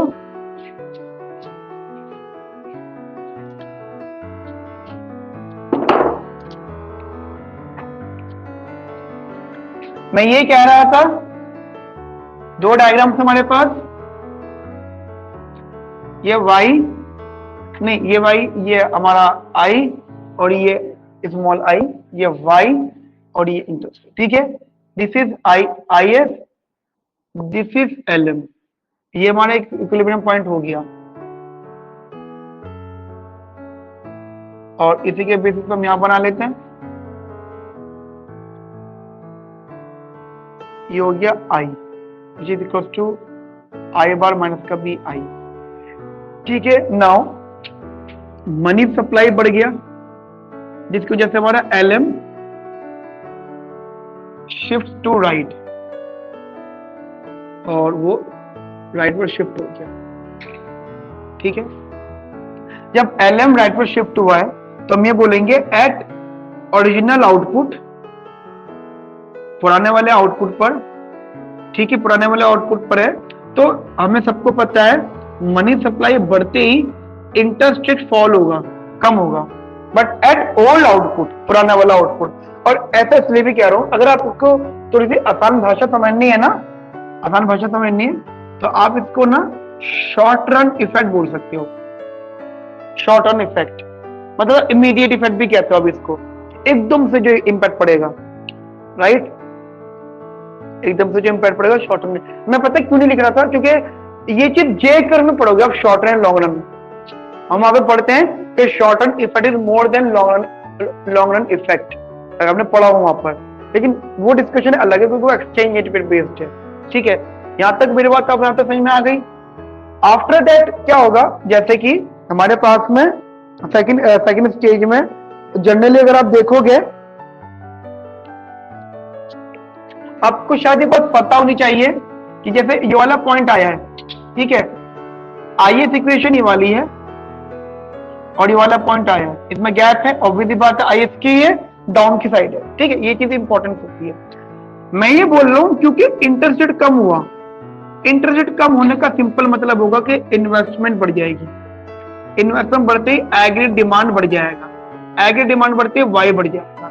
अब एक एक करके चीजों को समझना, जैसे वाई बढ़ा तो वाई के बढ़ने के इंपैक्ट बहुत सारे पड़ेंगे। पहली बात तो वाई बढ़ते ही हमारा आईएस तो शिफ्ट होगा ही होगा, वो सॉरी आईएस जो होगा वो मूव होगा, मूव टू ये 0.1, 0.2, 0.3, मूव टू 0.3, ठीक है।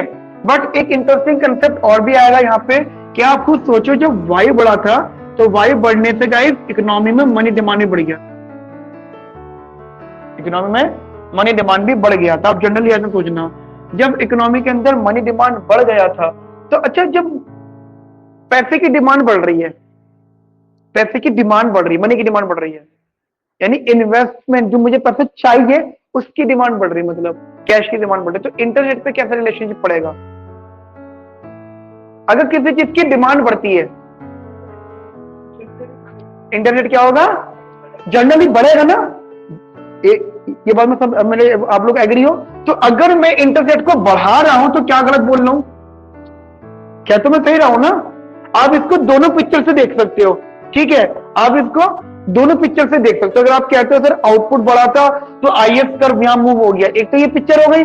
सेकंड पिक्चर आप ये भी कह सकते हो कि जब वाई बढ़ा है ना तो मनी डिमांड बढ़ा है, जब मनी डिमांड बढ़ा तो ऑटोमेटिकली इन्वेस्टमेंट इंटरेस्ट रेट बढ़ गया। जब किसी चीज की डिमांड बढ़ती है उसका प्राइस बढ़ जाता है ना, प्राइस बढ़ जाता है। लेकिन प्राइस बहुत हाई नहीं बढ़ेगा, प्राइस बढ़ेगा कहां तक? Till two match that output, till two match that output, right. तो इतने आउटपुट को मैच करने के लिए इतना इंटरेस्ट रेट बढ़ेगा बस, ठीक है। और अगर हम आसान भाषा की बात करें तो this is long run effect, तो आप खुद सोचो, लॉन्ग रन छोटा सा इफेक्ट आया और शॉर्ट रन बहुत आया। ठीक है, तो जर्नल हम बोले तो इसे ट्रांसमिशन मैकेनिज्म बोला जाता है। Transmission mechanism it's basically two stages, दो स्टेजेस होती हैं ये, बस और कुछ नहीं होती है। तो स्टेज नंबर 1 यहाँ से यहाँ तक आने की थी, स्टेज नंबर 2 यहाँ से यहाँ पे जाने की थी, ये आप कह सकते हो। ठीक है, दोनों को दोनों स्टेजेस यहाँ पे हो सकती हैं। ठीक है, चलेगा ये, मेरी यहाँ तक की बात आपको समझ में आ गई। बड़े जे कर वाला कंसेप्ट है ना, मैं अभी आप जो कह रहे हो इफेक्ट, अभी मैं जे को डिस्कस नहीं कर रहा हूँ, अभी कर नहीं रहा हूं मैं। ठीक है, वो बाद में देखेंगे जब ओपन इकोनॉमी आएगा। ठीक है, चलिए जी, लिख लेंगे हम लोग थोड़ा सा यहाँ पे। अब थोड़ा सा ठीक से लिख लेते हैं, जैसे आपने लिखा है ना, डायग्राम तो बना लिया होगा ना आपने हेडिंग लिखी थी ना, ट्रांसमिशन मैकेनिज्म, हेडिंग लिखी थी, हेडिंग के नीचे लिख लो ब्रैकेट करके, impact of increase in money supply, मतलब ट्रांसमिशन मैकेनिज्म की हेडिंग ऐसे करके लिख लो।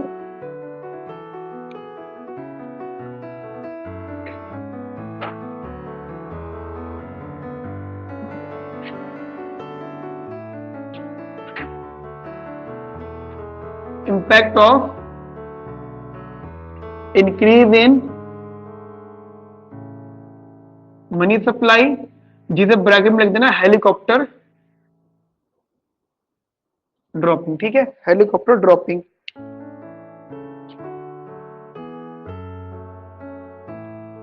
अब लिखना है, ड्रेस दे दूं, थक गए आज तो ज्यादा टॉपिक, मतलब मेरा ISLM वाला कंसेप्ट आज पूरा हो जाएगा ये, उसके बाद में बस शॉर्ट चीजें लिखवानी है, मतलब ओरल डिस्कशन करना है, फिर कुछ क्वेश्चन लिखवाने बस आपको, और क्वेश्चन का ओरल डिस्कशन हमारा ISLM खत्म, ISLM का थ्योरेटिकल कंसेप्ट खत्म।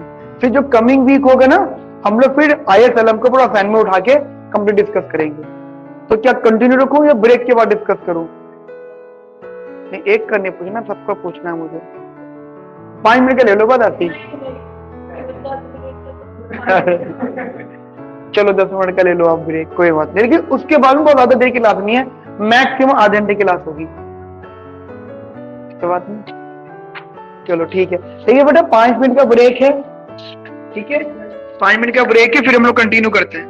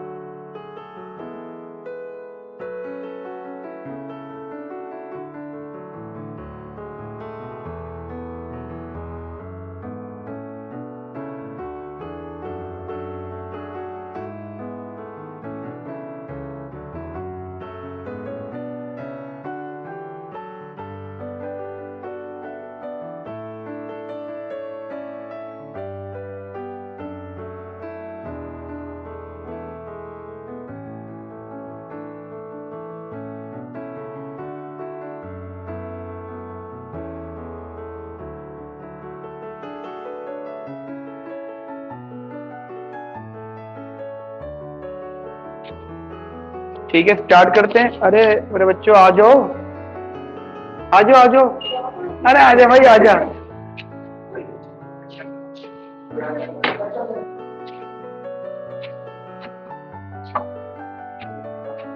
चाय कहाँ है तुम्हारी? चाय खत्म कर क्या आए हो? कितने खराब बच्चे हो। अरे मैं चुनी नहीं नहीं नहीं, चलिए स्टार्ट कर। अरे भैया कुछ नहीं, इधर करते हैं।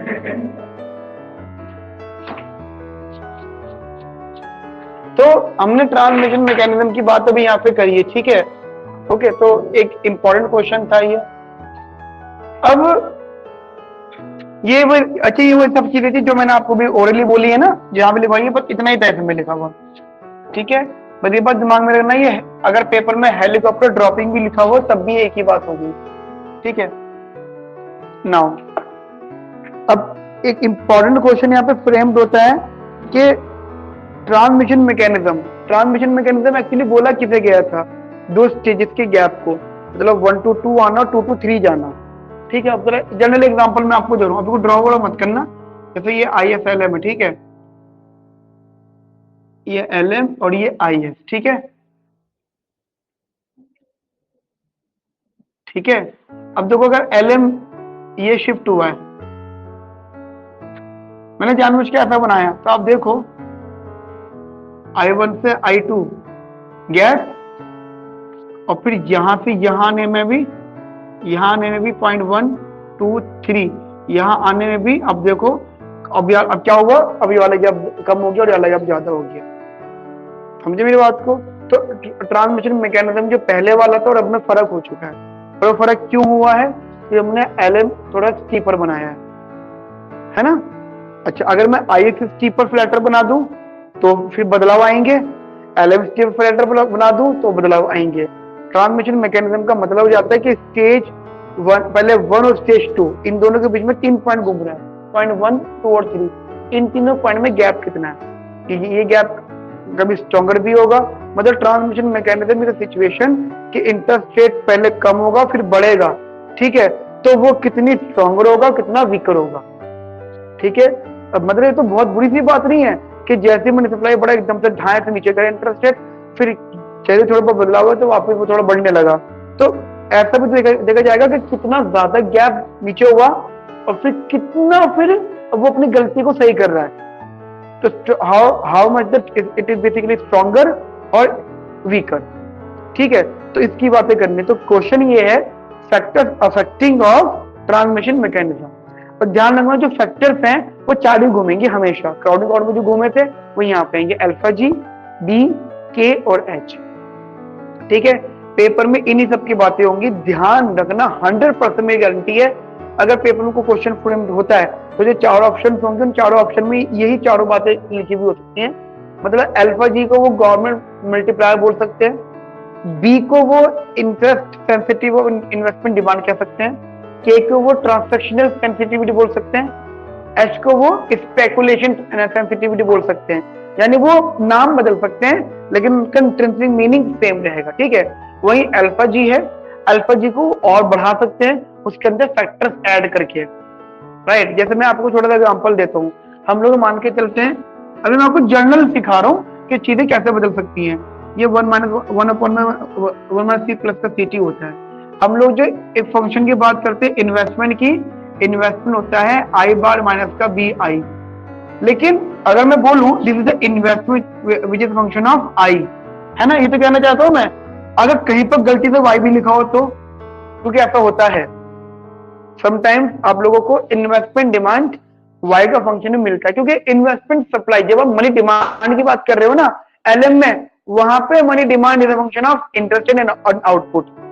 अगर आप अभ्यास करो, अगर हम LM इक्वेशन की बात करें तो money demand is a function of interest and output, है ना, मैं सही कह रहा हूं। ऐसी अगर मैं इन्वेस्टमेंट, ये हमारा सप्लाई ऑफ मनी की बात हो रही है, ठीक है, ये हमारी डिमांड की बात हो रही है, तो हो सकता है कि ये भी हमारा फंक्शन हो इनकम का, लेकिन इनकम के साथ इसका रिलेशन पॉजिटिव रहेगा, ये कंफर्म है भाई। Multiply as income increases investment will also increase, और इन्वेस्टमेंट बढ़ेगी तो इनकम ऑटोमेटिकली फिर बढ़ेगी। तो दिस मल्टीप्लायर। तो अगर मैंने एग्जांपल मान लिया it is D into Y, just example, तो बाय कैलकुलेशन यहां पे माइनस का डी और आ जाए। आप लोग मेरा पॉइंट समझे मैं क्या कहना चाहता हूं? मैं ये कह रहा हूं कि अल्फा जी बदल सकता है, ठीक है, अल्फा जी बदल सकता है और अल्फा जी बदलेगा अपनी डेरिवेशन के टाइमिंग में, डेरिवेशन करते हुए। जैसे मैंने यहाँ पे इसको माइनस कर दिया, वो मुझे पता है, मैंने ड्राइव कर रखा है, तुम लोग इससे कंफ्यूज मत होना तो फिर माइनस क्यों हो गया ये। वो तो at the time of derivation, अपने आप सारी चीजें आ जाएंगी। या मान के चलो हम लोग यहाँ पे एक्सपोर्ट माइनस इंपोर्ट ले आते हैं, तो ये एक्सपोर्ट माइनस एम बार माइनस का स्मॉल एम वाई, तो इसमें ऐड हो गया प्लस का एम आ गया। तो दिस इज अल्फा जी। मैं वही तो तुम्हें बताना चाह रहा हूँ, at the time of derivation parameter बढ़ सकते हैं, बढ़ गए। तो जब पैरामीटर बढ़ेंगे तो ऑटोमेटिकली अल्फा जी वेरी करेगा, और जब अल्फा जी वेरी करेगा तो जब भी मैं इन सब चीजों की बात कर रहा हूँ, क्राउडिंग आउट की या ट्रांसमिशन मैकेनिज्म की या शिफ्टिंग की, मूवमेंट की, स्लोप की, स्टीपर, फ्लैटर, हॉरिजॉन्टल, वर्टिकल, जितनी भी सारी बातें मैं कर रहा हूँ जहाँ पे अल्फा जी की इंपॉर्टेंस है, तो तुम्हें ये देखना है कि अब अल्फा जी में क्या क्या हुआ है, क्या क्या ऐड है, राइट। मैंने बोला अल्फा जी बढ़ रहा है, तो अब बढ़ने के रीजन बढ़ जाएंगे। पहले ओनली सीओटी हुआ करता था, अब डी और एमबी होगा, राइट। मेरे पास समझ में आ गया आप लोगों को? तो कभी भी हर बात पे ट्रस्ट ये मत करना कि हाँ समीर सर ने बोला था कि सी के बढ़ने से और उनके बढ़ने से अल्फा जी बदलेगा, नहीं। एग्जाम पॉइंट पे, एग्जाम टाइमिंग में चीजें बदल सकती हैं। नहीं, ओपन इकोनॉमी हो सकता है, या फैक्टर्स बदल गए या बढ़ गए, या जनरली कुछ क्वेश्चंस में एम ही कर देते, बढ़ा देते। अब जैसे एग्जांपल दूं, ये इंपोर्ट है, पहले इंपोर्ट लिया है तो इंपोर्ट ओपन इकोनॉमी वो हो गया। एक्सपोर्ट है, एक्सपोर्ट में भी इनकम ला सकते हैं, कुछ भी कर सकते हैं, इनकी मनमर्जी है, ठीक है। फैक्टर्स और बदल सकते हैं, जैसे प्रोपोर्शनल टैक्स या लमसम टैक्स कर दें। प्रोपोर्शनल टैक्स से एक प्रोग्रेसिव टैक्स लिया अगर ये, एक होता है प्रोपोर्शनल टैक्स, क्योंकि वो क्या होता है कि एज इनकम इंक्रीजेज तो वो एक परसेंटेज बढ़ेगा। एक होता है प्रोग्रेसिव टैक्स, इनकम के इतने बढ़ने पर टैक्स भी बदल जाएगा, मतलब 2.5 लाख तक की इनकम पे नो टैक्स, 2.5 से 7.5 लाख की इनकम पे एक अलग टैक्स रेशियो, एंड उससे ऊपर इनकम पे अगला रेशियो। 20 लाख से ऊपर कमा रहे हो फिर ये जीएसटी नंबर लेना पड़ेगा, यानी क्या टैक्स रेट बदलता जाएगा, वो प्रोग्रेसिव होता है। मेरा कहने का मतलब ये है कि at the time of question calculation आपको ध्यान देना पड़ेगा कितने फैक्टर्स हैं, ठीक है। तो अगर मैं कुछ चीजें भी लिखवा भी रहा हूं ना, तो उन बेसिस पे लिखवा रहा हूं क्योंकि हमने ये डिस्कस करा है इतना, ठीक है। तो जो लिखवा रहा हूं इतने बेसिस पे लिखवा रहा हूं, ठीक है। अब एग्जांपल मैं आपको और दे रहा हूं, मेरी नजर में अल्फा जी, के, बी और एच हैं, ये 4 चीजें, ठीक है। हो सकता है वो लोग कैलकुलेशन करते हुए और चीजें ऐड करवा लें, दिस इज अ पॉसिबिलिटी। एक बार इन्होंने क्या किया था, इन लोगों ने एक बार क्या किया, डीएसए क्वेश्चन है ये, आईएसएलएम था, बहुत आसान क्वेश्चन, बहुत हलवा क्वेश्चन। इन्होंने मेरे ख्याल से 5 या 6 पार्ट दिए, 3 पार्ट तो बड़े आसान थे। पहले पार्ट में आईएसए क्वेश्चन की बात हो गई, दूसरे में एलएम की बात हो गई, तीसरे में एडी की बात हो गई, एडी डेरिवेशन पता है। चौथे 5वें में इन्होंने क्या करा, उन्होंने वहां पे पहले फैक्टर पर एक्सपोर्ट को एक्स बार रख रहे थे, चौथे पार्ट में क्या करा, एक्सपोर्ट को फंक्शन लिया है एक्सचेंज रेट का और फॉरेन इनकम का।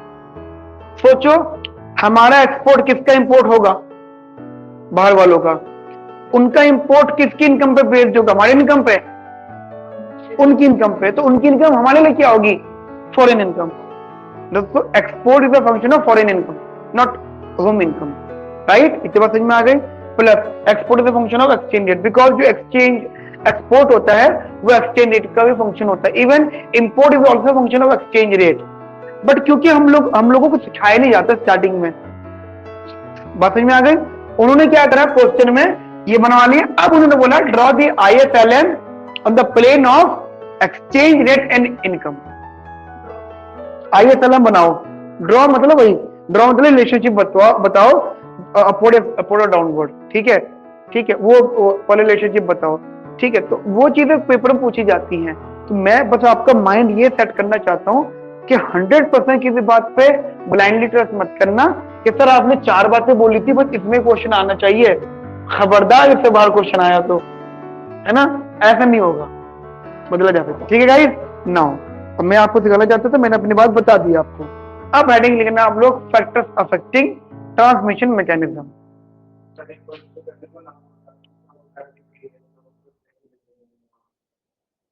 मतलब अल्फा जी के बी एच, अच्छा ये स्पेकुलेशन सेंसिटिविटी होती है, ये इन्वेस्टमेंट डिमांड रिस्पॉन्सिवनेस होता है। मैंने ऐसा बहुत बुक्स में देखा है, जब हम बी की बात करते हैं तो रिस्पॉन्सिवनेस की बात करते हैं और इस पे सेंसिटिविटी की बात करते हैं। मतलब एच के लिए हम सेंसिटिव वर्ड यूज करते हैं, ठीक है, और बी के लिए हम रिस्पॉन्स वर्ड यूज करते हैं। ये ऑथर्स के अपने अपने व्यूज हैं। तो मैं आपको बता देता हूँ, कभी कभी गलती से अगर ये चीज आ जाए, रिस्पॉन्सिवनेस ऑफ इंटरेस्ट रेट और सेंसिटिविटी ऑफ इंटरेस्ट रेट, ठीक है, तो ध्यान रखना रिस्पॉन्स का मतलब इन्वेस्टमेंट डिमांड की बात कर रहे हैं और सेंसिटिविटी का मतलब स्पेकुलेटिव डिमांड की बात कर रहे हैं। ठीक है, ये 2-4 बातें जब इन्हीं में गेम खेलना होता है बस हम लोगों को। ठीक है, अच्छा पहला फैक्टर, बेसिकली 4 फैक्टर्स हैं। पहला फैक्टर हम लोग रखेंगे कौन सा, हायर अल्फा जी। ट्रांसमिशन मैकेनिज्म बताना है, स्ट्रॉन्गर है वीकर है। पहला पॉइंट है हायर अल्फा जी। क्या बेटा, factors affecting transmission mechanism. Higher alpha G will leads to stronger transmission mechanism। ठीक है, अच्छा अल्फा जी का मतलब भी होता है आईएस इक्वेशन। अल्फा जी का मतलब भी होता है आईएस इक्वेशन। अगर हायर अल्फा जी है, अच्छा सोचो अल्फा जी हाई है तो आईएस कर्व कैसा बन रहा होगा, अल्फा जी ज्यादा है, स्टीपर फ्लैटर है। चीटिंग कर सकते हो, कॉपी के पेज पलट के देख सकते हो। एक बच्चे ने आंसर दिया है, एनीवन एल्स? मेरा क्वेश्चन समझ में आ गया? मैं जानना चाह रहा हूं अगर अल्फा जी हाई होगा तो आईएस कर्व कैसा होगा, स्टीपर फ्लैटर। कॉप चीटिंग कर सकते हो, चीटिंग करने को मैं अलाउ कर रहा हूं, क्योंकि याद है नहीं लिखा हुआ है वो लेटर। नहीं, मैंने आपको ये चीज सिखाई थी वहां पे कि अल्फा जी का मतलब सीओटी होगा, ठीक है, सीओटी है। मुझे देखना है स्टीपर या फ्लैटर, तो अल्फा जी कैसा होगा, फ्लैटर स्टीपर। नहीं क्यों कहोगे, लिखा हुआ है वहां पे लिखा फ्लैटर होगा, हाँ तो फ्लैटर होगा ना वो, ठीक है। तो ये चीज ना याद रखो, मतलब चलो याद मत रखो तो चीटिंग भी ऐसे करो, नकल के लिए अकल के पेज पलटो ना तो देख लो, हाँ यार ये लिखा हुआ है, तो आसान भाषा, ठीक है, वो बेसिकली होगा, राइट। चलो ठीक है, अभी पॉइंट लिखो। वो वजह है, वो वजह है क्योंकि मैंने आपको सी और टी में सिखाया है ना आपको, लेकिन मैंने आपको लिखवाया भी है सीओटी होगा तो फिर अल्फा जी ज्यादा होगा कम होगा, मैंने ये भी लिखवाई ये बात। अब खुद सोचो अल्फा जी का फॉर्मूला क्या था, 1/(c + का ct, ठीक है। अब अगर t कम होगा और c ज्यादा होगा तो अल्फा जी हाई होगा।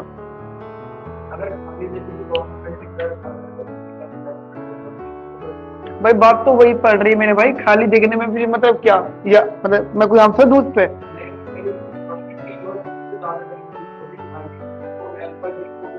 चलो अब क्या चाहता हूँ, सोचा सर आप मुझे बता दो अल्फा जी बढ़ने से ये बढ़ेगा ऐसे। चलो बिल्कुल हो सकता है, बिल्कुल हो सकता है। जहां मैंने सीटी वाली बात बताई है ना, आप ये कह रहे हो अल्फा जी हाई हो रहा है, अल्फा जी हाई होने के रीजन ये हैं, ठीक है। पेपर में ये भी लिखा हो सकता है कि what are the reason behind increment higher of alpha जी, मैंने वो सिखाया है आपको, मैंने आपको बहुत डेप्थ तक सिखाया। अब आपकी मर्जी है कि कितनी सीढ़ियां खत्म करना चाहते हो अपनी, ठीक है, मैंने बिल्कुल आपको पताल तक सिखा दिया। आपकी मर्जी कितना ऊपर तक आपको चाहिए वो याद रखना है, ठीक है, वो आपकी मर्जी है। एक शॉर्ट पॉइंट लिखना, high value of alpha G will lead to stronger transmission mechanism. Higher value of alpha G will lead to stronger transmission mechanism. That is larger increase in Y. That is larger increase in Y. Larger increase in Y due to increase in money supply. Due to increase in money supply. It implies that when investment demand increases,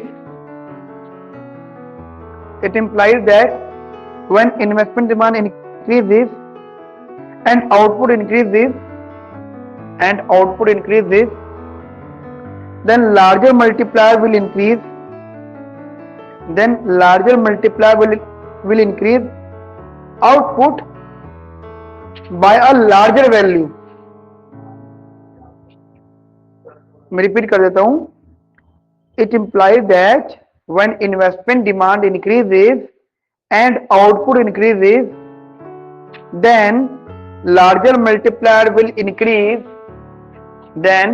Larger multiplier मतलब high alpha जी की बात कर रहा हूं मैं। larger multiplier will increase output by a larger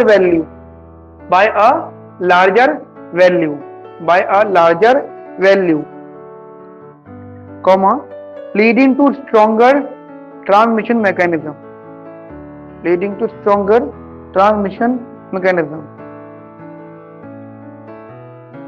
ठीक है, हमारा हाई अल्फा जी की बात थी।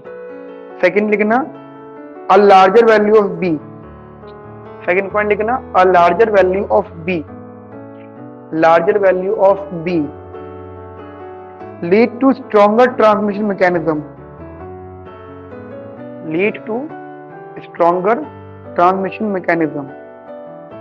Full stop. With fall in interest rate,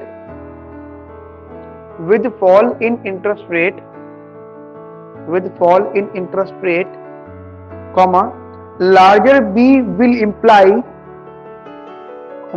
larger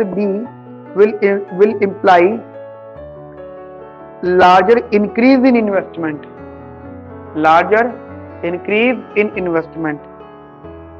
and therefore larger increase in output.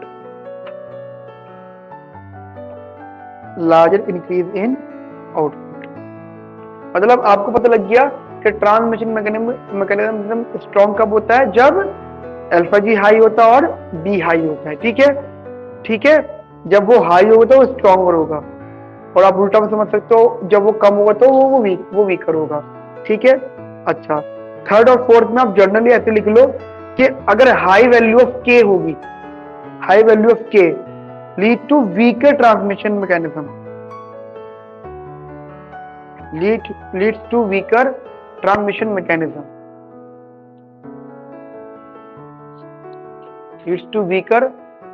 mechanism. ऐसे फोर्थ पॉइंट लिख लो, a higher value of H no doubt leads to weaker transmission mechanism.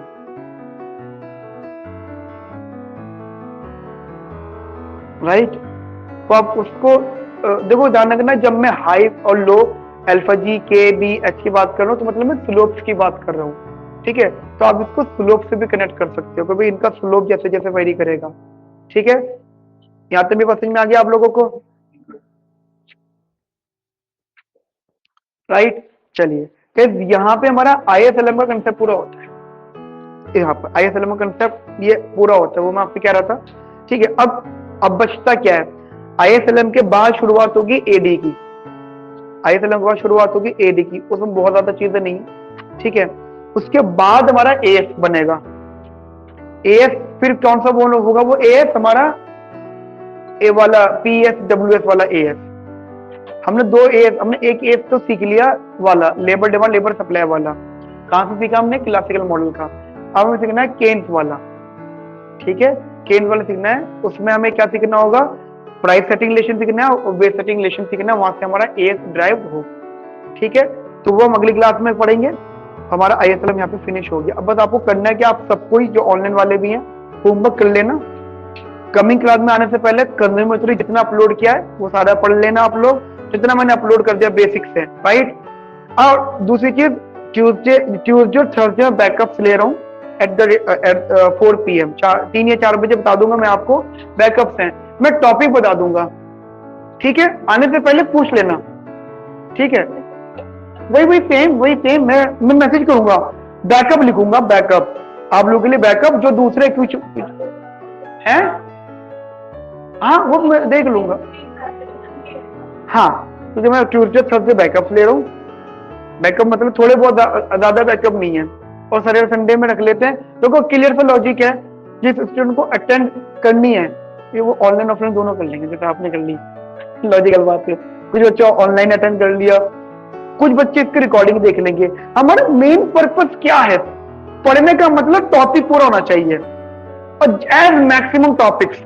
कभी कभी क्या होता है, टाइमिंग की इशू की वजह से एक ही चीज होती है, टॉपिक होना रुक जाता है, ये बात दिमाग में रखना। मान लो हम टाइमिंग में डिस्कशन करेंगे ना, कम ज्यादा ऊपर नीचे ऐसा कुछ भी होना हो, टॉपिक रुक जाएगा वो। और हमारा पर्पस क्या है, एज मैक्सिमम पॉसिबल, जितने जल्दी हो सके हमें चीजों को खत्म करना। कोई जितना जल्दी हम चीजों को खत्म करेंगे उतना जल्दी हम लोग रिवीजन पे आ जाएंगे। अगर मेरा टारगेट है जनवरी तक सिलेबस खत्म करना, तो ध्यान रखना तुम्हारा 6 महीने पहले DSC और ISC एग्जाम की बात कर रहा हूँ, DSC ISC JNU, उससे 6 महीने पहले, नहीं तो कम से कम 4 महीने पहले तो सिलेबस खत्म कर रहा हूँ मैं और सुधीर सर। तो आपको इनफ टाइम है रिवाइज करने के लिए, आते रहना बार बार, ठीक है। तो मिलते गए नेक्स्ट क्लास में, कमिंग क्लास में, और बाकी मंडे और वेडनेसडे आपकी क्लास सुधीर सर के साथ में, ठीक है।